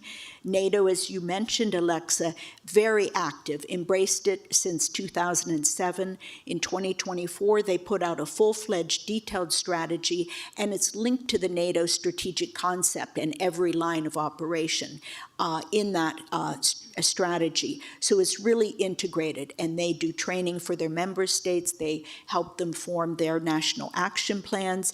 One very practical thing that has occurred was supplying Ukrainian women in the combat forces with body armor and vests and boots that fit. And if you've ever been out in a war zone, that is absolutely critical to your survival, let alone your ability to do your job. So this is issued in very practical results. But where it's fallen short is this key issue of women being at the table in negotiations to end conflicts. The record has been quite dismal, and in fact, we're seeing conflicts be negotiated over the heads of the people living in that country, not just leaving women out. But I'd like to point out one very stellar example was Colombia and its 2016 accord. Spent a lot of time in Colombia. It's a great country, but really racked by war. And women formed major percentages of the negotiators on both sides of the conflict, and they inserted, I think the total is 100 different provisions to ensure that women have a more equal playing field across all avenues of life, social, economic, political. So I think that it's important to continue implementing this. It is the law in the books. There's a bipartisan caucus in Congress that is defending it. There has been, there is still funding, and this, the Secretary of Defense said he was not going to implement it beyond the statutory requirements. To which I've replied, the statutory requirements are quite robust, and DOD has primary responsibility in this. So I think what's important is for Congress to defend the law and increase the funding because they've had impact, but it has still been, I'd say, a secondary rather than a primary effort when you consider this as half the world's population most affected by conflict. I'll stop there. A quick follow-up, Linda. In the last year, the U.S. has stepped away from several institutions and policies that promote women's equality, including the UN Entity for Gender Equality and diversity, equity, and inclusion-based policies within the U.S. government. How is that in conflict with, or is it, with the WPS agenda and WPS's forward trajectory? Are there longer-term implications? So there's really quite a confusion, I think, that it's important to just have discussions and try to overcome this misperception. And in the case of this law, the WPS law has nothing to do with giving special preferences to women. It's leveraging their talents and capabilities to achieve the peace and security aims that are the national interest. So there's really just, I think, a need to try to understand. We had one of the F-15 pilots shot down in the Kuwait desert the other day. She bounced out of that plane, dusted herself off, and the Kuwaiti men were approaching to see if she needed help, and she says, "Nope, I'm good." So it's really important to understand that it's not some kind of special favor. It's leveraging the talent of all of our society. And I do think it's critical to make this turnaround, and we need every husband, father, and brother to stand up in defense of the women. The cuts in aid are most unfortunate. We no longer have an ambassador for global women issues at the State Department, which was a key coordinator throughout government, a very critical position. It's not a cost savings, it's one person with a small staff, but it was critical. Also, I think you have to really reckon with we're not only defunding UN entities, but we're withdrawing from those UN bodies that are concerned with women and girls, starting with UN Women, which is convening next week with the Commission on the Status of Women. So we're really opting out of the ability to leverage multilateral organizations, and our partners will go ahead, our allies and partners will go ahead, but it's so much more powerful if we're part of it. Thank you, Linda. Tanya, the Rearm Europe plan, or the White Paper on Readiness 2030, calls for providing financial levers to EU member states to drive an investment surge in defense capabilities. It also encourages disruptive innovation. How has the Transatlantic Partnership responded to the Rearm Europe plan, and what points, if any, have caused either friction or increased cooperation with U.S. partners? How do the responses of private and public U.S. stakeholders differ? And can this provide an opportunity for involving more women in security and defense? And if so, how is that opportunity being leveraged? What are the challenges in implementation between women in the policymaking room and women who are working on the ground? Thank you. This is a very exciting question for me because my background is in national security and what we call security and defense. So just before coming to DC, I was in Brussels working on these things. So maybe I can just take a very brief step back to say just a sentence on what is the EU's actual role in security and defense, given that this is obviously national security, has it in the name, right? National. It's very close to national sovereignty. It's a very sensitive policy area. So what does the EU do there? Well, the EU's role, generally speaking, is to look at things and say, does it make sense to do it together, generally speaking? And then in defense, until recently, the answer was, actually, we prefer to keep it nationally. But things have changed for quite a bit. So I'd say since 2017 in particular, things have been changing at a really accelerated rate for the better. So we are looking at the EU level at how we can do things better and together. So in Europe, you have now basically 27 pentagons to simplify things. You have roughly 27 defense industries and defense markets, which means you have little leverage, you have no scale, and you are losing a lot of money through inefficiencies. So we are trying to see how we can fix that. Not to mention the fact that women, the previous women that I mentioned in all these key roles, they're not just at the table of defining these policies, but they're the ones setting the agenda. You mentioned Kaja Kallas, you mentioned Ursula von der Leyen, who was Minister of Defense before, so she knows a thing or two. So you have key women defining the agenda and pushing the agenda. I used to work for one of them, who is equivalent of Assistant Secretary for what we call Peace, Security and Defense, who was a key driver in just pushing the debate forward with the 27 countries. That's a big caveat here too. That is often, I think, underestimated here in the US, but for us in Brussels, it's second nature. It's 27 countries, individual countries that have to agree on one policy. It's as much a challenge as it is an exciting thing to do. Now, looking at it transatlantically, I think before, let's say 2016, 2017, when these debates began to accelerate, there may have been some friction with NATO, who is doing what, which is, I think, normal. But now, it's very much all hands on deck. I think everyone is realizing that you just can't afford to have institutional talks of this is my turf, this is your turf. Russia doesn't care whose turf it is. It's the European turf that they're after. So I think that the rationale of working together and in trying to see how to best combine our instruments fits perfectly. So this being said, I think it's very visible that the EU has been taking a lot of responsibility in defense. We're mobilizing a huge amount of money. If you try to put together all the different instruments and the budgetary opportunities we've created, we're looking at $1 trillion by 2030 in defense.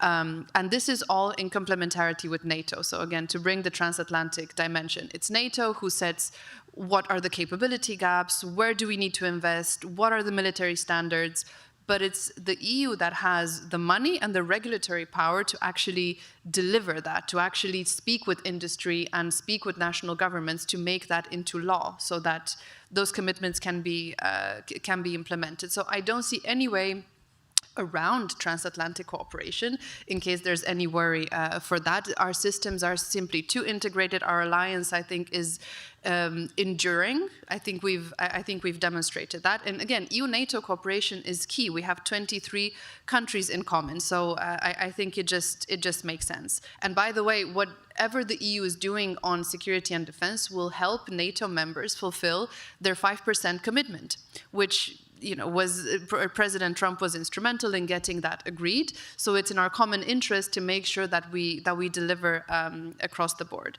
I think if we come back to all hands on deck, for this to be a success, you do need all the brains and all the hands that you can muster. This means as many female and as many male brains that you have. Of course, there's still challenges. I think, a key challenge is that defense can still be seen as a rather dirty or very, very male-dominated, very unreachable sort of field. And it can be, but I think all of us here are proof that it doesn't have to be like that. And of course, I don't have a silver bullet here, but what we can do is we can each play a role in making more space at the table. I think maybe previously there was this thinking that, there's only room for 1 or 2 women at the table. absolutely not true. The tasks are so big that we need every talent that we can get. There's plenty of room at the table. Role models play a huge part here, of course, delivering across the board, as you said, on the mandates that we have on gender mainstreaming. And then more generally, I think it's, I don't know, making defense sexy again, if I can say that. And I think in Europe, at least, you have a huge mindset shift. Where, as I mentioned, defense used to be considered a bit dirty. So there's this example of the European Investment Bank, right, which is, the name is pretty self-explanatory. So we've been trying to work with them to see how we can leverage their budgetary instruments to invest more in defense, to boost defense tech and innovation. But previously, they had quite stringent requirements in doing that because defense was put in the same category as pornography.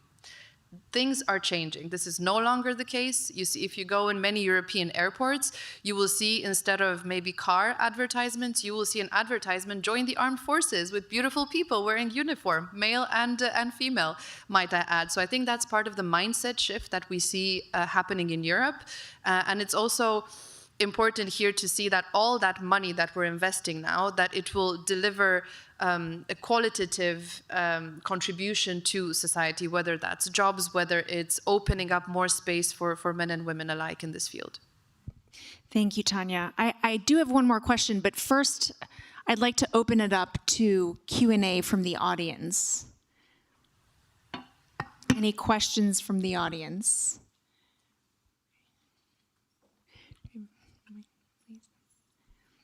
I see two people here.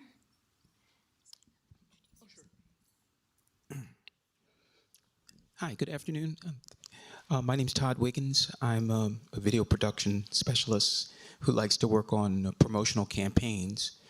And a few years ago, when Vice President Harris was running, I conceptualized how young girls might take encouragement from that. And I started working on a commercial campaign, but I didn't release it. I didn't get a chance to release it. So I think I'm going to be releasing it soon. So my point is that you talked about statistics about women involved in politics. Do you see that increasing in at least U.S. politics in the next couple of years? If so, why, or why not?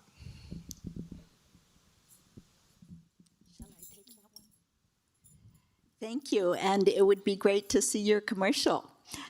It was quite, I think, inspiring to see that campaign go from 0 to 60 in a very short time, and a lot of accomplishments that I think have maybe been under recognized. But I think we face a lot of skepticism about a woman as a commander-in-chief in this country.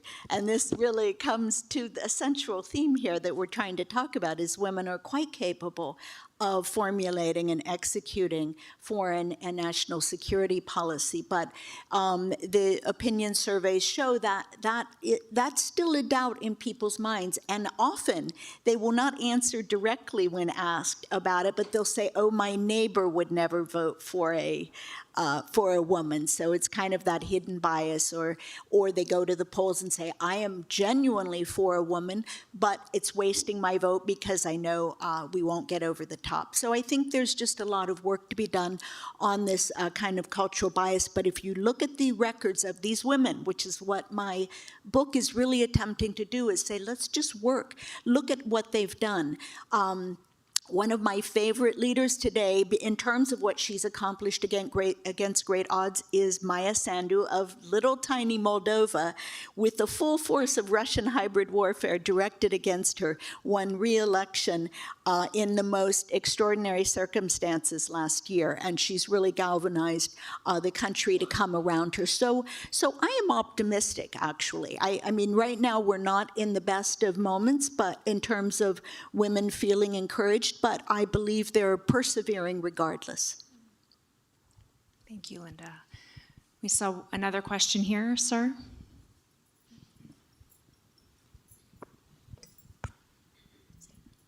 Hi, I'm Adam Khan. I'm running for mayor of DC as an independent. The U.S. remains the only high-income nation without paid maternity leave. Sorry, did you guys hear that? US remains the only high-income nation without paid maternity leave. Even Iran has 9 months of paid maternity leave.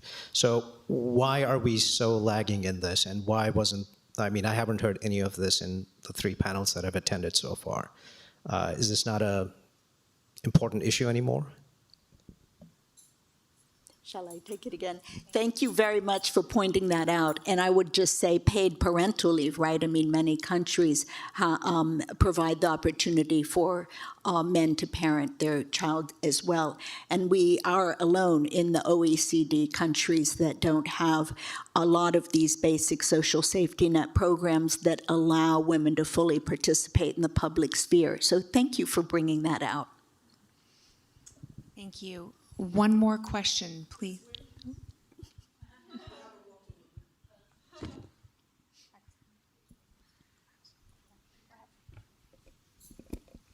Yes, thank you for that. Valo Karubisat, I'm the CEO of Afrocosmo Development Impact and Paul Valdec Foundation. Just to piggyback on the gentleman's question there, I'm also a US citizen, originally from Nigeria. And we've had a number of European leaders, female leaders, in terms of presidents, right? And I know you're from the EU. We have Margaret Thatcher, who's no more with the EU, but in England. I'm talking now the Western civilization in this hemisphere. Can you please tell us why in the US, having lived here forever, over 30 years, it's the leader of the free world, we promote gender equality all over the world. What is the normative value that's actually undermining, practicalizing what we're promoting in terms of gender equality? What is it in our system that makes it somewhat misogynistic when it comes to putting women in leadership positions, especially on the political realm? Okay, Hillary Clinton failed, right? It doesn't matter what's you think about in terms of even Elizabeth Dole, so it doesn't matter what spectrum you are in terms of the aisle. And then Kamala Harris. Okay, I don't want to sort of defend us as Black women, but we seem to not mind that. But what's happening with other women in, why are they not moving forward? Thank you with for it? that question and a brief answer because we are over time. Would one of you like to take that? I would love your perspective if you care to comment. Yes, but we do, I think, have to face the fact that we have many defenders and advocates of traditional patriarchal culture, and that is a fact. And if you look at the vote of white women, they voted in the majority. The highest numbers have voted for President Trump in the past 2 elections, and that's just a reality. And I think we're also seeing a surge of actual increased calls for women to focus on home and family, children, child raising. And I think, the formula, the Nordic formula, now it's the European formula, has been really providing support for women to do both. And that is something that's missing here, frankly. But I am looking at all of these wonderful young people around the room, and I think that this is the future task. And I think we really just need to demonstrate, be loud and proud about your competence and about your desire to have both family and a career. Well said. Thank you, Linda. Thank you to both of our esteemed panelists for so generously sharing your time and expertise with us. My pleasure it is to introduce the moderator of our next panel. Ginger Matchett is Assistant Director, Geostrategy Initiative at the Atlantic Council's Scowcroft Center for Strategy and Security. Ginger, over to you.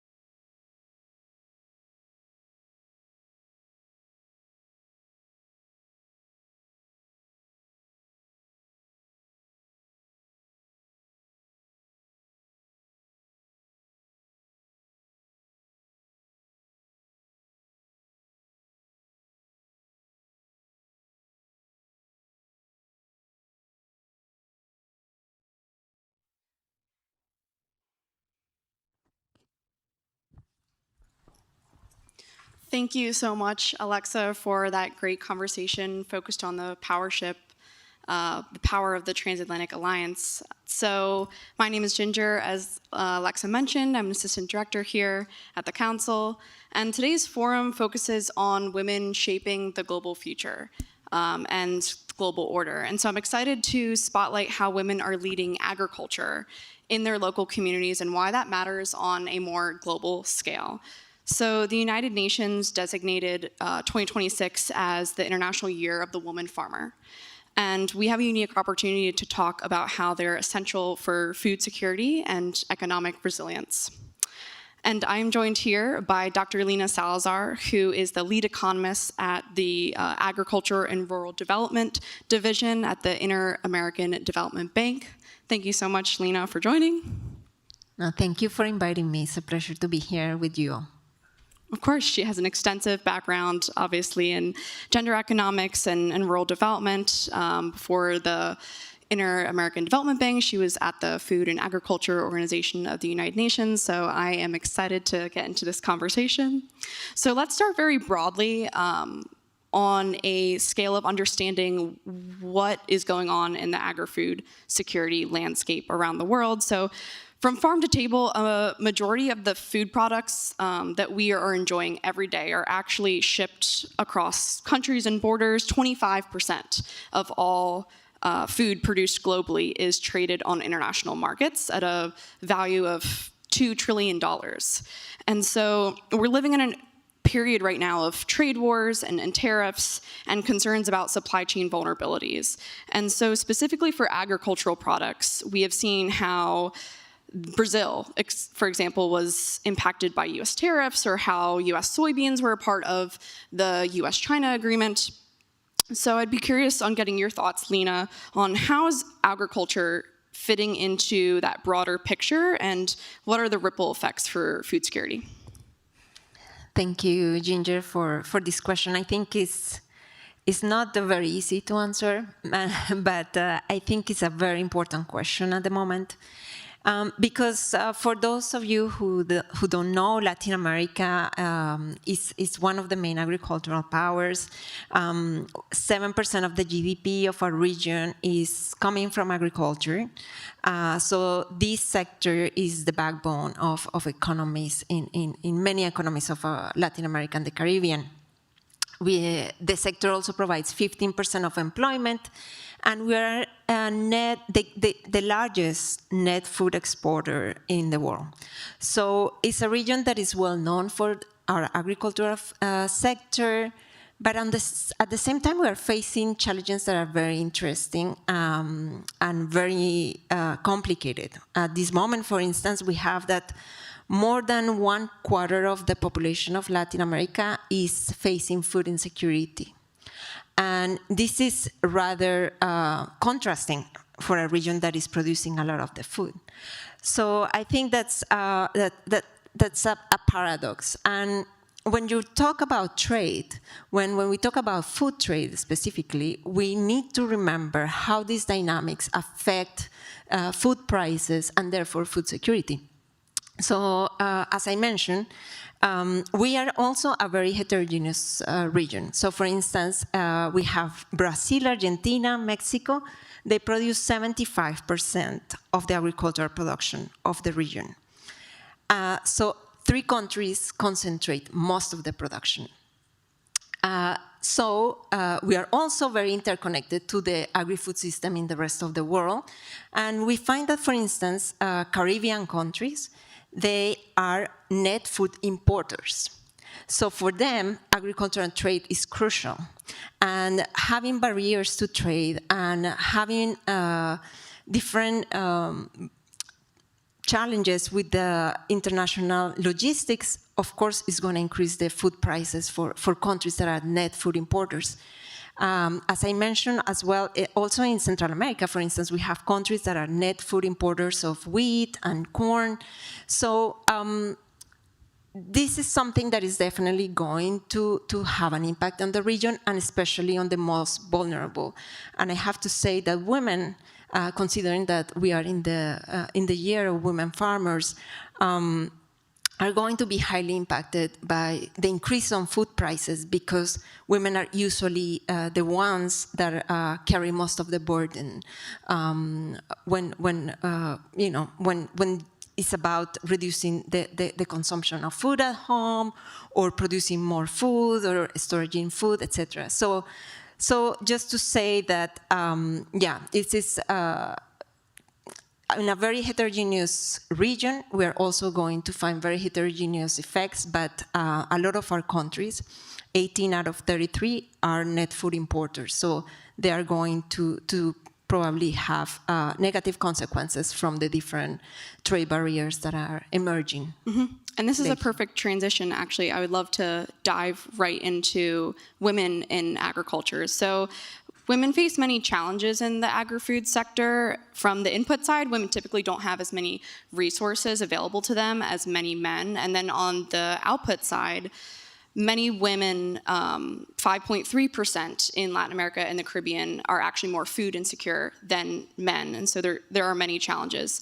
And though women are active members of this sector, they lack that substantial support, like you were mentioning, Lena. So can you expand upon some of the biggest challenges facing women in agriculture?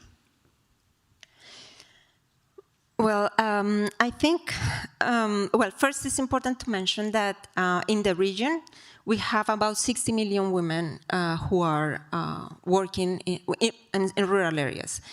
And the statistics, or what we have in the numbers, is that 36%, as you mentioned, they work in agricultural activities. However, I think the number is highly underrepresented, because what the statistic capture, unfortunately, is those productive activities that have an economic value or a price in the market. But a lot of the work that is performed by women, especially in rural areas, is not, it doesn't have a price in the market, but it has a high economic value. And I think that that's one of the main challenges that women are facing at the moment. Is we need to recognize, we need to value, and we need to also provide some resources for women to be able to perform this labor that is unpaid and that increases the burden of women dramatically. So I think that's one of the main issues. How can we recognize that work, account it through the national statistics, value it, and provide retribution for that job? So I think that is very important. Also, to mention that one of the on the supply side, as you said, women, of course, they have less access to resources. We find that women in Latin America, they have less access to land, they own less number of plots, and usually when they have access to land, it's less productive and of less quality. And of course, this has an impact on their productivity. So increasing economic resources, productive resources for women is also fundamental for increasing, is one of the main challenges that women are facing, and it could have a very important effect on agricultural productivity in the region and in the world. Yes, I agree. You had said that women are underreported when it comes to participating in informal environments in agriculture and in care working. And I was just reading recently how 60% of women in agriculture are making up the workforce, even though technically it's only 36% in a lot of studies. And so a large portion of those women are not being recognized for their work, and we need to focus on that. So we talked about the challenges. Of course, I would love to focus on the impact that women are having in the agri-food landscape. So the role of women, as I had mentioned, is multifaceted, and they have multiple responsibilities. They are from farmers to care workers. So can you tell me a little bit how women can best support communities, their local economies through agriculture, and what skills can they leverage? Well, I believe that women are already doing an amazing job on supporting their communities. They are the backbone of rural communities. If you think about it, they grow food, they take care of their children labor, that is going to become labor in the future. They also they have a very important traditional knowledges about storing food, about keeping seeds. They are also guarding biodiversity. So there are many skills that women have, and I think they are doing already an amazing job. And again, I want to bring the point on how important is to value this work that is invisible. And that's why sometimes we think about, what can we do for women to contribute more to the economy? But they are already contributing, but we are not measuring it. And because we don't measure, we don't really know how much are they contributing. So I think we need better information systems that really capture all the economic work that is being done by women, and that sometimes is seen as unproductive, although is highly productive. So I think that's key. And as I mentioned also as well before, women have a very important knowledge on ecosystem restoration, on managing water and soil resources. They also have very strong organizational skills, and all these can be fundamental for the agri-food systems. However, even though all these skills and all the unpaid work and all the different support that women give to the restoration and conservation of ecosystem services, in Latin America, we find that 34% of women are food insecure, compared with 20% of men. And this gap is wider in a lot of countries, more than 9 percentage points in Guatemala, Honduras. So I think it's something that we need to really focus on during in different development projects. Mm-hmm. I'd like to dive into maybe some specific case studies or initiatives that you have been studying, Lena. I know obviously you've done lots of great work on the Latin American and Caribbean region, and rural women make up around 1/4 of the world's population, and farming for them is often their primary source of income. So can you share some examples of where you saw the rise of women farmers contributing to an improved situation for themselves and their families, and how that led to a decline in people facing food insecurity? Yes, thank you for that question, because at the Inter-American Development Bank, where I have the pleasure to be working, we have done a great effort on trying to capture and to measure the effectiveness of different agricultural interventions on women's empowerment. And I also want to give kudos to IFPRI, the International Food and Policy Research Institute. They have created this index that is called the Women's Empowerment Index in Agriculture, and we have been able to use this specific measure to understand whether agricultural projects have had an impact on women's empowerment, and by doing so, have a better effect on productivity and food security measures. And we found, for instance, in a project in Ecuador, it was a land tenure security project that was developed in Ecuador, and it gave also women's rights on the land. And we find that agricultural production of women who benefited from the project increased by 31%, and also food security of the household improved by 26%. And we also find very interesting results on reducing marital conflicts and also on increasing food decisions. So that's one of the many examples that we have. Also in Nicaragua, for instance, we have a project where we empower women through productive assets with small livestock. And we found that just this small intervention increased the food security of the household, the food consumption, and increased also agricultural production by 60%.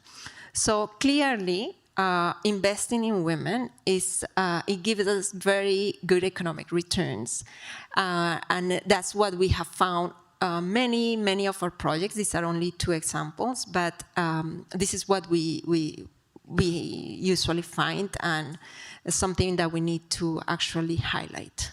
There are so many great projects going on in Latin America and the Caribbean right now, and I want to highlight a new UN report that was just released. They worked in cooperation with the FAO and with the World Food Program and UNICEF, and it was focusing on how, for the 4th consecutive year, the region has improved food insecurity and has lowered numbers of hunger. And one statistic that particularly stood out to me was that in 2020, 33.7% of the population faced moderate to severe food insecurity. But 4 years later, in 2024, only 25.2% faced that. So you can see that there's huge progress being made in this region, and I think that gives a lot of examples going into the future. So real quick, Lena, how do you think countries can focus when it comes to integrating women into the agriculture sector for more resilient and innovative production? Because it seems like it has been working in this region. Yeah, well, I just have to very quickly mention that in the region there have been very important efforts on increasing social protection programs, for instance, through conditional and unconditional cash transfers. Also, the school feeding programs have been expanding and trying to link small agricultural producers with these projects have also been at the center of the transformation. However, I have to say that despite all these numbers, which are really impressive, and we have done a lot of progress in the region, the success has not been homogeneous, and there are some countries that are still lagging behind, and especially I have to say that the agri-food systems have been failing women over and over again. We still have a very important gap compared to men in rural areas in terms of food security. So this is something that we need to still have in mind. But just to say, there are 3 things that I think governments can be doing to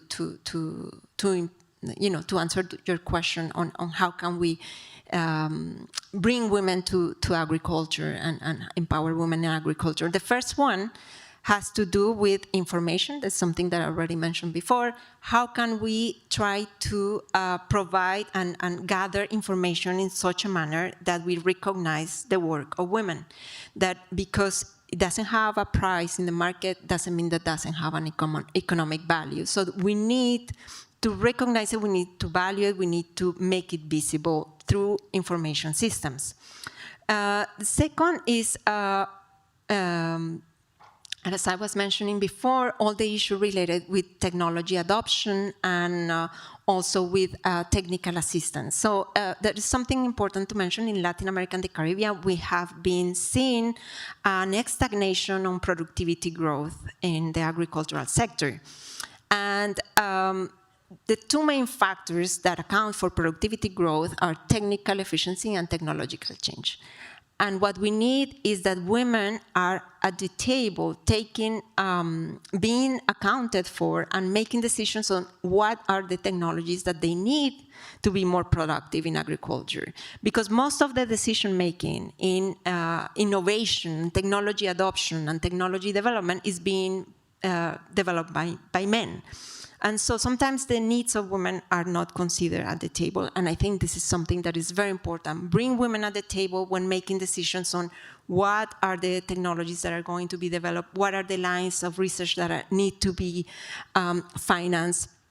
And lastly, on the issue of technical efficiency, we need to provide women with the technical assistance so that they can implement in their farms and in their plots in a more optimal way the inputs of production and the different technologies. And how can we do that is also to bring women to be technical assistants and to provide this knowledge to women. And so we need to include women in all the different stages, in the innovation, technology production, technical assistance provision, because that's the only way in which we can empower our women farmers as well.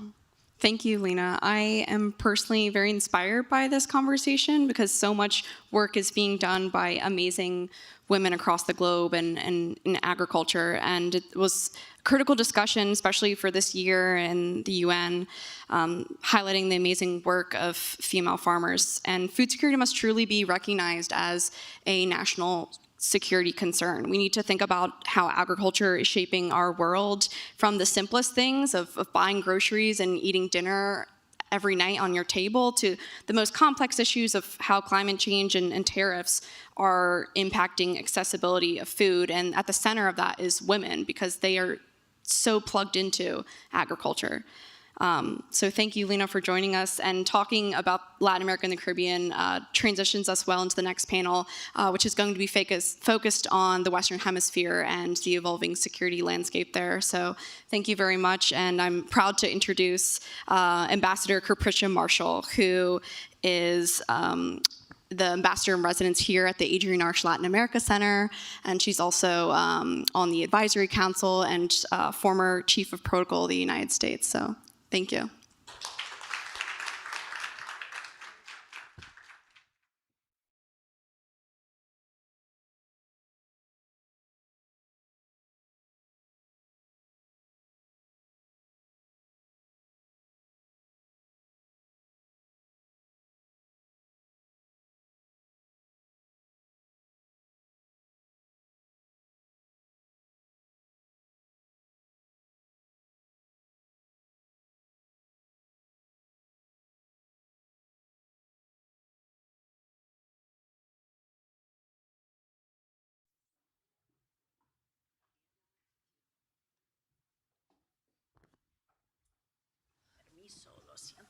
Okay, this is fancy.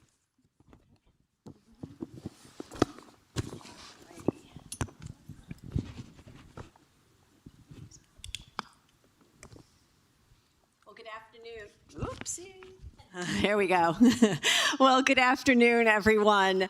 And thank you so very much for joining us here at the Atlantic Council for this day celebration of International Women. We are so thrilled to have had so many gather here at the Atlantic Council and joining us virtually. Let me start off by introducing to you my esteemed panelists. I'm so pleased to be here seated next to Tahina Montoya, policy researcher at RAND, professor of policy analysis, RAND School of Public Policy, as well as Gabriela Hoberman, Director, Academic Programs, Kimberly Green, Latin America, and Caribbean Center for Florida International University. Let's give them a round of applause. Thank you so much. So you've already heard from so many extraordinary women leaders today who are really shaping the trajectory of foreign policy. And now, we've saved the best for last, of course, with a focus on the Americas. This year has already proven to be pivotal for Latin America, the Caribbean, and the Western Hemisphere. The new U.S. national security strategy defines that the Western Hemisphere is at the forefront of U.S. foreign policy and national security priorities. For many, many years, women leaders in this imperative region have shaped the course of their countries in their fight towards democracy across the world. And today, we honor so many of these women. We especially want to recognize Maria Corina Machado. She, as Venezuela's opposition leader, led the headlines and continues to unite her country through her resilience and her strength. Latin America is a dynamic region that continues to shape and help address the world's most pressing challenges, which is why cooperation is imperative among the Western Hemisphere. We want to create bridges needed to leverage the many opportunities that make this region so very important. And so with that, let's begin our conversation. I want to start with you, Tahina. I want to actually, let's set the stage here.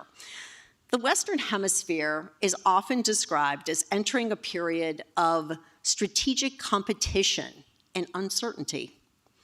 From your perspective, what makes this moment of strategic crossroads for the Americas? Well, first, it's an honor to really be here with you all and share this space with you guys. Thank you all so much for spending this afternoon together. When I hear the word strategic crossroads, what comes to mind is just the threats that we're facing. There are some that are new, absolutely, including AI, especially a lot of the threats that are kind of technology driven, but there are a lot of threats that we've seen before and that we're used to kind of navigating, right? So mass migration, climate related challenges, a decline, backsliding of democracy.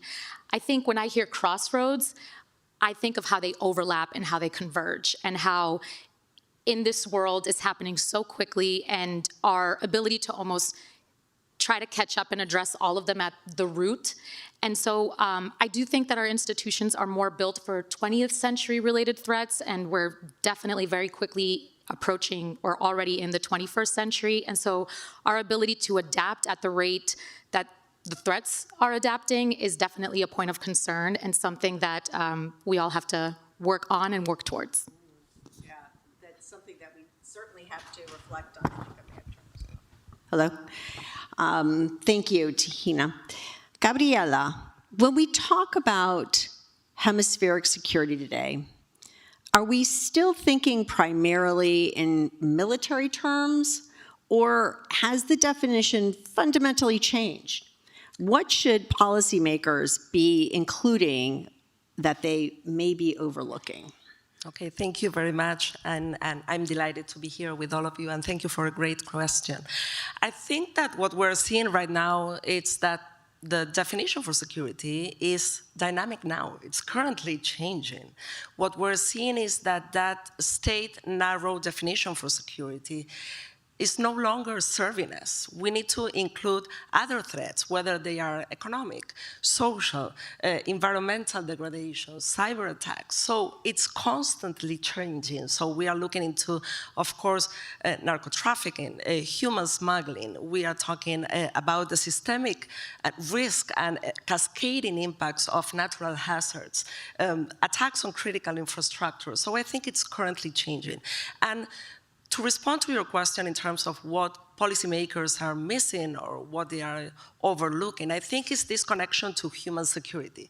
And human security as a people-centered approach in which there is a need to move at the state level from to the individual level and to start to look at food security, health security, housing security, economic security. So I think there are so many cascading effects on the way we understand and we think about security. This is currently changing. It's changing, of course, due to the geopolitical context that you were talking about. And I think that we are shaping that change right now. Capricia, if I may. Sure. In true military fashion, here I go, this is my military hat, we love to use acronyms. So if it helps at all, in addition to what Gabriela mentioned, there's a framework that we often reference, which is called the DIMEFIL model, right? DIMEFIL. And it really helps capture just how much more the concept of security is broadening. So D stands for diplomatic, I for informational, M for military, E economic, F financial, I intelligence, and then L law enforcement. And just really the gamut of what the security umbrella really means. And I think although in the military we're used to kind of analyzing national power in that lens, what we're falling a little bit short on is developing solutions with that same framework. We're still very much siloed, and I think that's perhaps something we could work on. I think we could probably do an entire conference on that alone. But let me ask you both, because this is the crux of the issue today. How has the role of women in security and security institutions evolved across the hemisphere, particularly in operational and leadership positions? I think we still have a long way to go. I mean, if we talk about, multiplicity of dimensions, for example, in the field that I work on disaster risk governance, I mean, there is a very important gap in terms of women in leadership positions, and also in the way women can contribute in different processes. For example, the previous panel talked about peacekeeping processes, conflict resolution. We know that when women participate in this kind of processes, the sustainability of the outcome of the process is longer. So why we are not doing more of that? Also, the possibility of women engaging as social advocates in different environments. I think that there is still a very important gap that needs to be addressed, and we are working on it. I do think it's important to recognize the work, and ironically enough, Gabriela works with a lot of the folks that I'm thinking about here, Dewey Turner, Arias Hoff, so many folks who really dedicated the time to advance the Women, Peace, and Security framework years before it was actually cemented into law for the United States through the Women, Peace, and Security Act. And that really, throughout the hemisphere, helped kind of show that the participation of women was important, but then it started moving towards how operationally effective women were on the ground, if you will. And that obviously, through the passing of the Women, Peace, and Security Act, that gave kind of it was a law that backed up this framework, followed by resources that were allocated to it, so it really helped advance the mission set. But when we're talking about adversaries and non-state actors, guess what? They see the operational effectiveness of women. They are leveraging women. A Mexican Ministry of National Defense data point said that between 2012 and 2024, the arrests for women that were participating in organized crime-related offensive increased by 124%. So what does that mean? They see the value and they see how effective including women is. And if we're going to take steps to try to combat this and get after it, we have to operate with that lens, not in the same way they are, but like in that lens, and realize that women do bring operational effectiveness to the mission. This is fascinating. Natural disasters, and in particular, Gabriela, most recently, Hurricane Melissa was devastating to a lot of countries in the Caribbean and Central America, particularly Jamaica. In these contexts, we know that women face disproportionate risks during disasters. In your research on disaster risk and public policy in the region, what have you seen as the most significant gaps in governance that impact regional security? And what has been the role of women, not only as victims, but as actors of change? That's fantastic. It's a very important question. And Hurricane Melissa affected several countries in the Caribbean, particularly Jamaica, as you were saying. And it really exposed the kind of susceptibility, exposure, vulnerability that we are suffering in many of our countries in Latin America and the Caribbean. And it really led to significant displacement. So you had hundreds of shelters that were open that of course can create situations of overcrowding, and that situation of overcrowding can lead to unsafe conditions for women. Also, natural hazards increase, the research shows that it tends to increase gender-based violence. So all these factors were extremely concerning. Not only that, but also the interruption of the access to healthcare, to maternal care. Also the difficulties in terms of how this falls in women in terms of the care of the elderly and the children. So this creates an additional burden and puts women in a situation of insecurity regarding their household, regarding their livelihoods. So it was really challenging and a natural hazard that in combination with exposure susceptibility, led to such an impact. We have to remember that almost 80% of the households in Jamaica were affected with power outages. Also, initial reports show that there were 8 billion in direct economic costs, but that later increased to 12 billion. Now there is a current package of international organizations that are assisting. But it's a very, very important challenge, also representing more than 50% of Jamaica's GDP. So in terms of your follow-up question on what are the challenges? There are many in terms of, unplanned land use management, weak governance systems, lack of coordination among agencies. We tend to work in silos, right? It's not that the knowledge is not there or the evidence is not there, it's that sometimes we don't make that knowledge visible, so it's difficult to communicate. Also, the rapid turnover of staff. And we start, from scratch. So it's very difficult to continue what we have been doing. And one of the most important ones is the lack of investment in disaster risk reduction. We have seen the Global Assessment Report from the United Nations Disaster Risk Reduction Strategy talks about, in the last report of the GAR 2025, how we need to focus on resilience, but also on investment. And we know that the percentage of the GDP that it's applied to disaster risk reduction, kind of preventing, mitigating the impact that we are going to have is very low in comparison to that emphasis on response. So we still have that reactive gap that we need to, address. Wow. So much that has to be done, and so much that is being done, that is being pushed forward, and in particularly by critical women in these critical areas. Tahina, one more critical area, the United States National Security Strategy puts the Western Hemisphere as a key priority to the United States, much as an effort to counter the influence of external actors, as we know, such as China, Russia, and others, that have been expanding engagement in Latin America and the Caribbean, as we know well.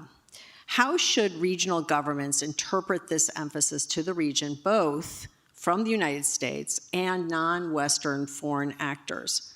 What's the opportunity? What's the risk? How much time do we have? No, I'm just kidding. I'm just kidding. Really, really valid question. And I think it goes without saying that the presence of external or third parties, if you will, like Russia and China in the hemisphere is definitely an area of concern for the United States. I think some of the numbers that I looked at was that since 2005, Chinese banks have invested over $140 billion in Latin American governments. So just think of that staggering number. And this has offered access to infrastructure. And if I'm going to give an example, that's specific to the region, thinking about ports. Globally, China has invested in about 120 ports. Think about the influence that carries. Within the hemisphere, the Chinese-backed institutions and organizations have control over 2 ports at either end of the Panama Canal. So strategically, let's think about what that implies. And then just around the Panama Canal, it's about 10 to 12 ports that have heavy Chinese influence. That's a big concern. But to get back to your question, Capricia, is how the hemisphere should view U.S. and China and Russia interest in the region is that there is value in being engaged in the hemisphere.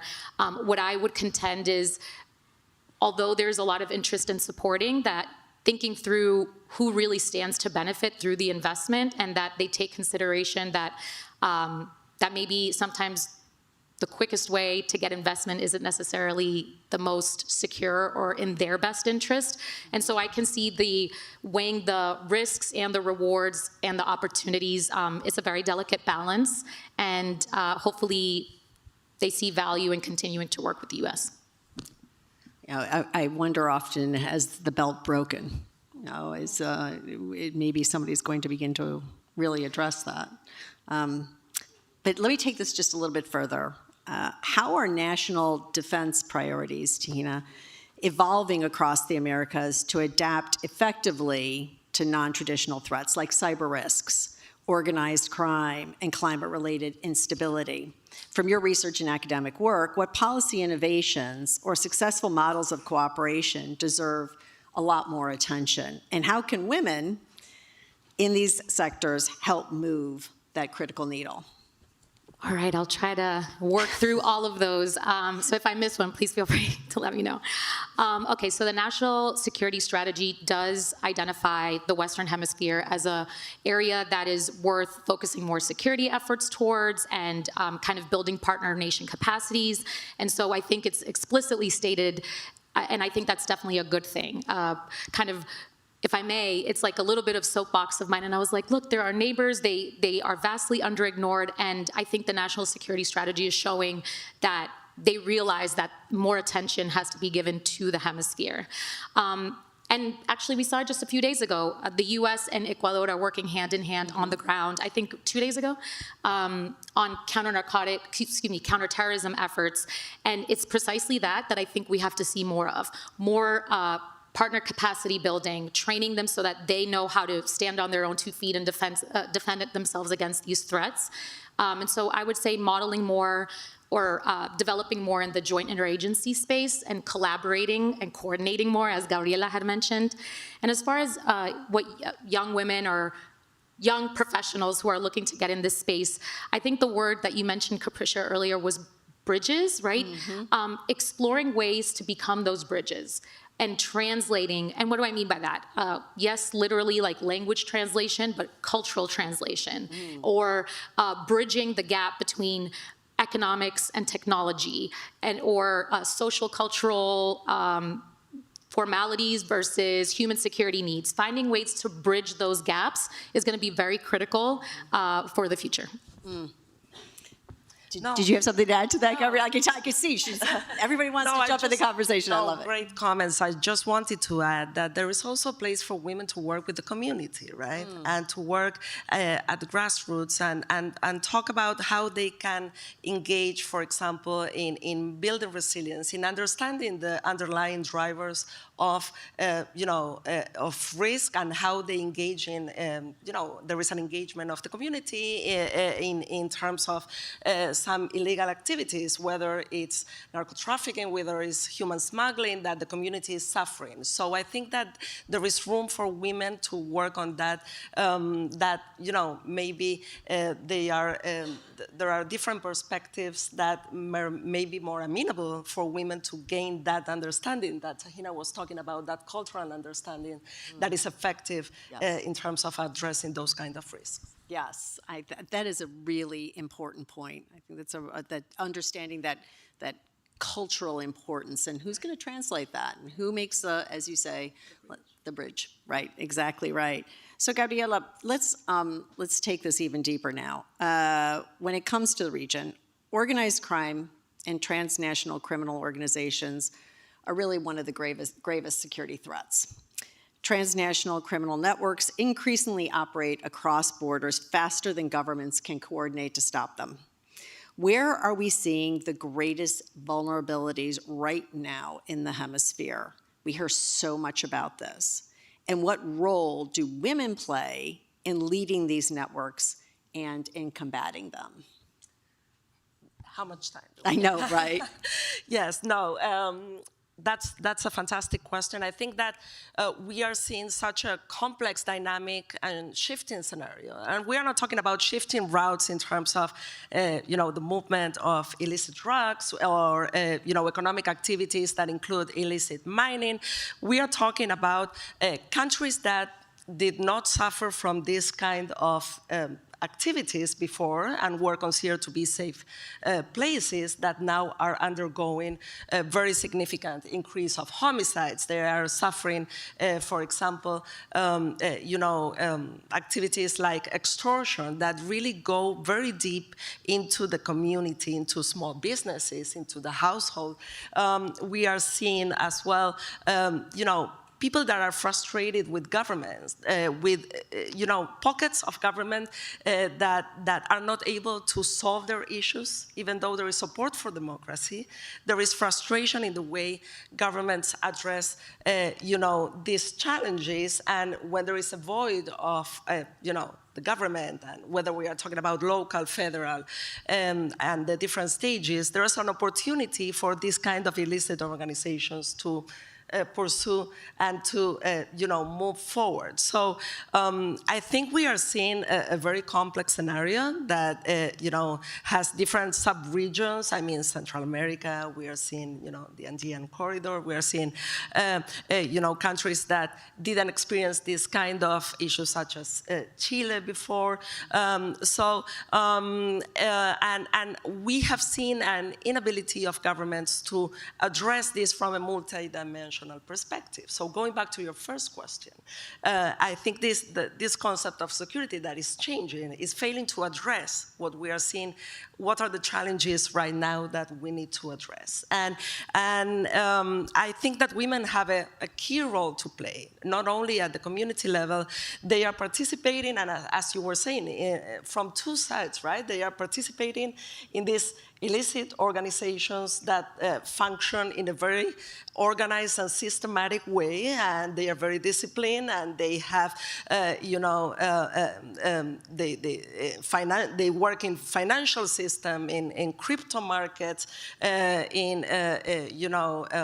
terms of disinformation, shaping public opinion. So I think that women have a role to play in terms of leadership positions, in terms of engaging from the bottom-up approach and working with the community, gaining trust also from the community in where the government is not able to gain that trust. Women are able, from different non-governmental organizations, from different international institutions, from grassroots organization, and also the possibility of addressing this from a different perspective, gaining trust, also making sure that this, for example, in the case of extortion, are reported. Because if we don't know the risk we are facing right now, it's very difficult to, develop and create solutions for it. So I think it's a work in progress, but those are some of the areas in which we can work on. So, I can listen to you all day long, but what in my work in geopolitical and policy risk, what we look at is what's coming next. We know what's happening today, but what's coming down the road. And I wonder if you can enlighten us a little bit more about what security risks in the Western Hemisphere are currently underestimated, but very likely to grow in importance. Thank you. I think that there are two that I believe are the two of the most important ones. The first one is environmental degradation. We really are not paying attention to how environmental degradation is a threat multiplier with multiple cascading effects, right? Whether we are talking about how a drought can affect transportation routes, and transportation routes involves also supply chains. So there is a whole cascading effect that we don't understand really well, or as well as, of course, climate change and climate change adaptation and the need to develop resilience. One is environmental degradation for sure, and the other is the technological sophistication of these organized crime networks. Because I believe that they're getting so deep into, whether you talk about financial systems, whether you're talking about political system, whether we talk about, the penetration in society and in communities, we are not having the same pace in terms of what the government can do about it. and the security networks that we can put in place. Maybe because we are not coordinated enough, maybe because we don't invest as much in what we need to respond to. But the kind of technological sophistication that we are seeing systematically in these organized crime networks, to me, is one of the topics that I think we need to pay more attention in the future, because it's going to escalate pretty quickly. Yeah. Well, I was going to ask you now, Tahina, I'm coming to you.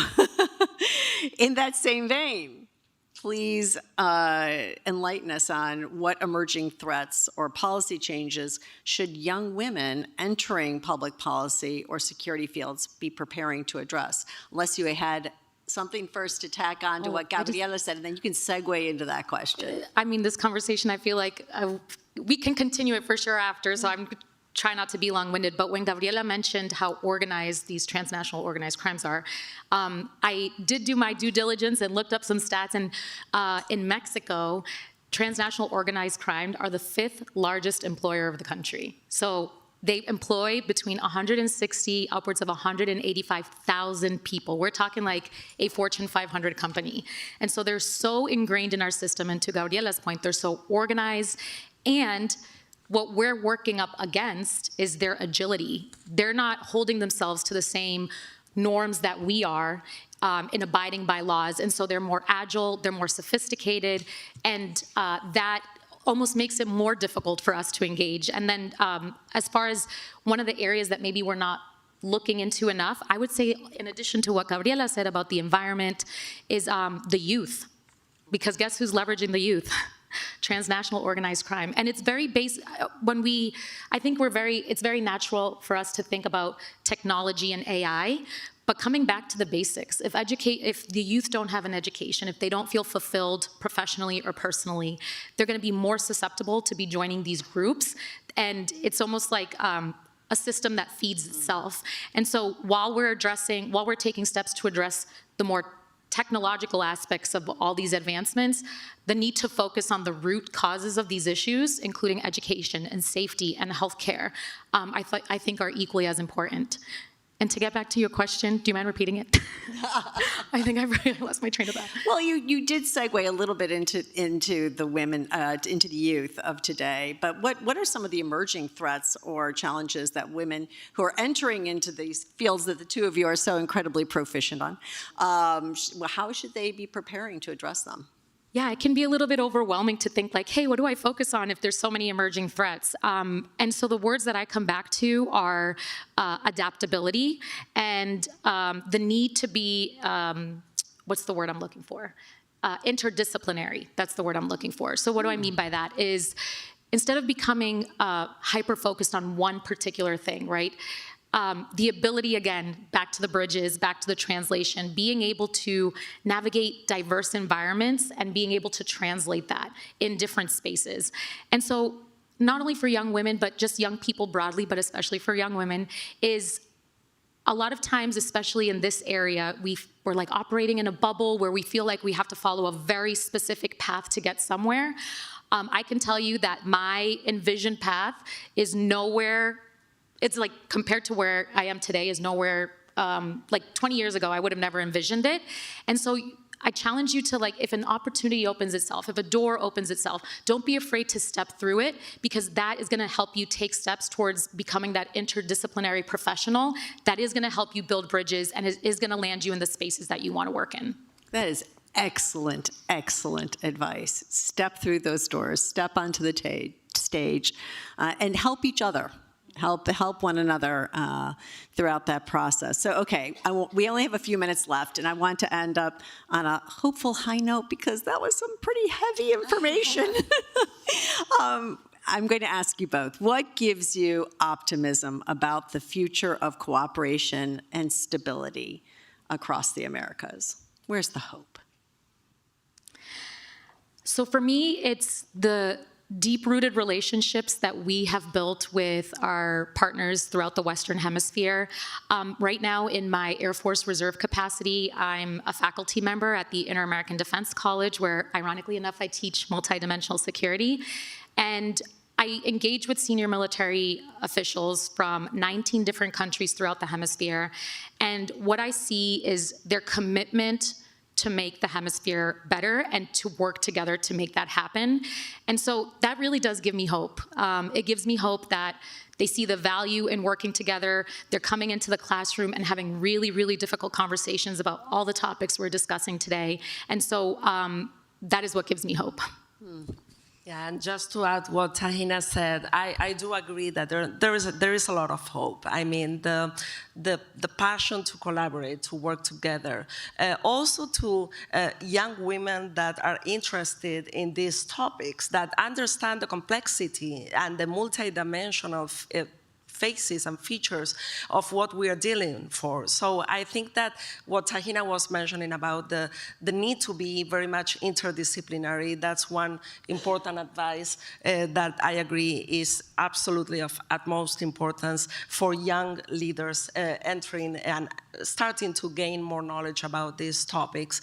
And also the fact that, the people-to-people relations, I mean, that's still valid, and we want to continue that, and the collaboration among researchers, among academia, among technical institutions, capacity building in the region, everything is important and adds to this, integration that we want to achieve in the hemisphere. Well, I see that I have just a couple of seconds left, so I'm going to just layer one more time here.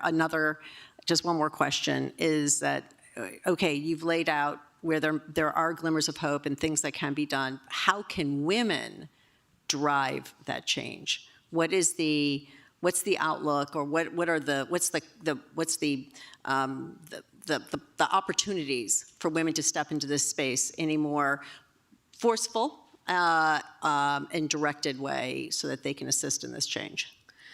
I'd contend that we're kind of already doing that. We're working so hard. I think maybe the environment around us shifts as it always does, but I contend that if there's anyone that is used to navigating difficult spaces or barriers or challenges, it's the people in this room, right? And the people listening. It's more like we have to keep remain hopeful and keep doing what we're doing. And I think it's gonna happen. I think, so yeah, I'd say keep doing what we're doing and continue to overcome challenges the way that we're sort of used to doing it.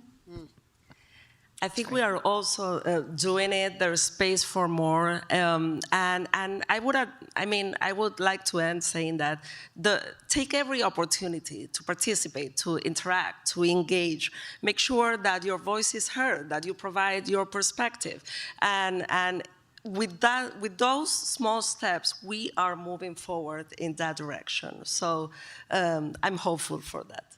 Excellent. Well, that's a wonderful note to end this incredibly enlightening, albeit slightly frightening, conversation that we've had today. Thank you so very much, Gabriela, Tahina, for taking the time to participate in this Day of International Women, the celebration of, the honoring of here at the Atlantic Council. I'm now pleased to bring to the stage Lucero Flores, who is Associate Director of Events and co-chair, congratulations to you, Lucero, co-chair of the Atlantic Council Women's Group. She will speak just after this short video. Thank you again, Gabriela and Tahina. Thank you so much.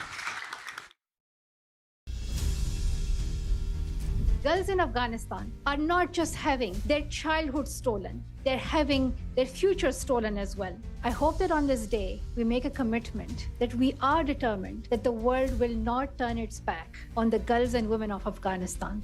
This war is also a war on women in Sudan, with the different forms of gender-based violence impacting women's mental health, the future generations of women. The more undermined and marginalized and written off a community is, the more they're being targeted online. Gender equality is fundamental to peace, security, and economic opportunity. It's important to remember that what matters is our existence in different platforms, because when we are not present in those platforms, we're not being discussed. Social media is so powerful. There's a tool there that can really trigger a lot more action at the local level, but at the highest level, women need to be at the table where decisions are being made. Where there are more women in leadership positions, in parliaments, and also in the boardroom and in senior management, there is greater attention paid to sustainability and climate issues. Not investing in women actually hurts the society. Like if you only thought about the economics and you didn't care about climate,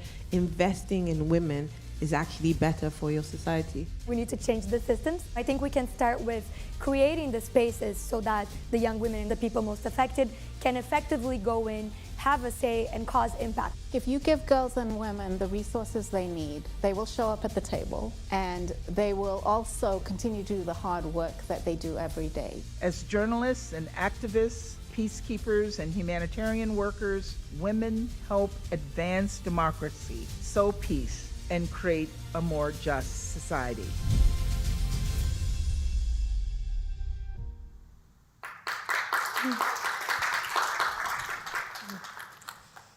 Thank you, Capricia, and our wonderful panelists for that timely discussion on security in the Americas. My name is Lucero Flores, Associate Director with our Events and Engagement team here at the Atlantic Council, and co-chair of our Atlantic Council Women's Group. It was an absolute pleasure and privilege to spearhead our 3rd annual International Women's Day Forum this year. I want to take a moment and recognize our leaders at the Council, whom without this would have not been possible. First and foremost, thank you to Jenna Ben-Yehuda, the Atlantic Council's Executive Vice President, and Ashley Clark, the Special Assistant to the Executive Vice President, for their support, as well as Katie Kenny, Deputy Director with the Global Energy Center. In addition to you, or in addition to all of us, I want to thank the full Atlantic Council Women Employee Resource Group, with particular thanks to the women leaders who are a part of the Task Force on Women in Foreign Policy, who worked fearlessly and collaboratively in developing our programming this year. This effort spans the Council, including members of the Adrienne Arsh Latin America Center, the Africa Center, the Atlantic Council Technology Programs, the Scowcroft Center for Strategy and Security, and the Rafiq Hariri Center and Middle East Programs. And last but not least, the engagement team. Of course, thank you to Alexa and the entire Women's Foreign Policy Group for their collaboration and partnership. And finally, I'd like to especially recognize and thank my colleague, friend, and thought partner in building our programming this year, Ginger Matchett, whom without this would have not been possible. I am so grateful for all that we accomplished together. During these unprecedented moments in history, we are faced with complex foreign policy challenges and increasing geopolitical tensions.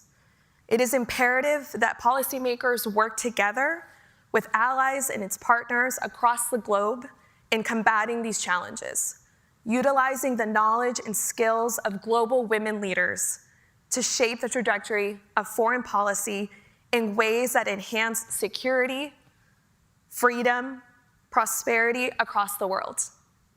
Today, we recognize these extraordinary women leaders around the world who are and will continue shaping the global future. Thank you all for being here today, and we look forward to seeing you at next year's International Women's Day Forum. Thank you.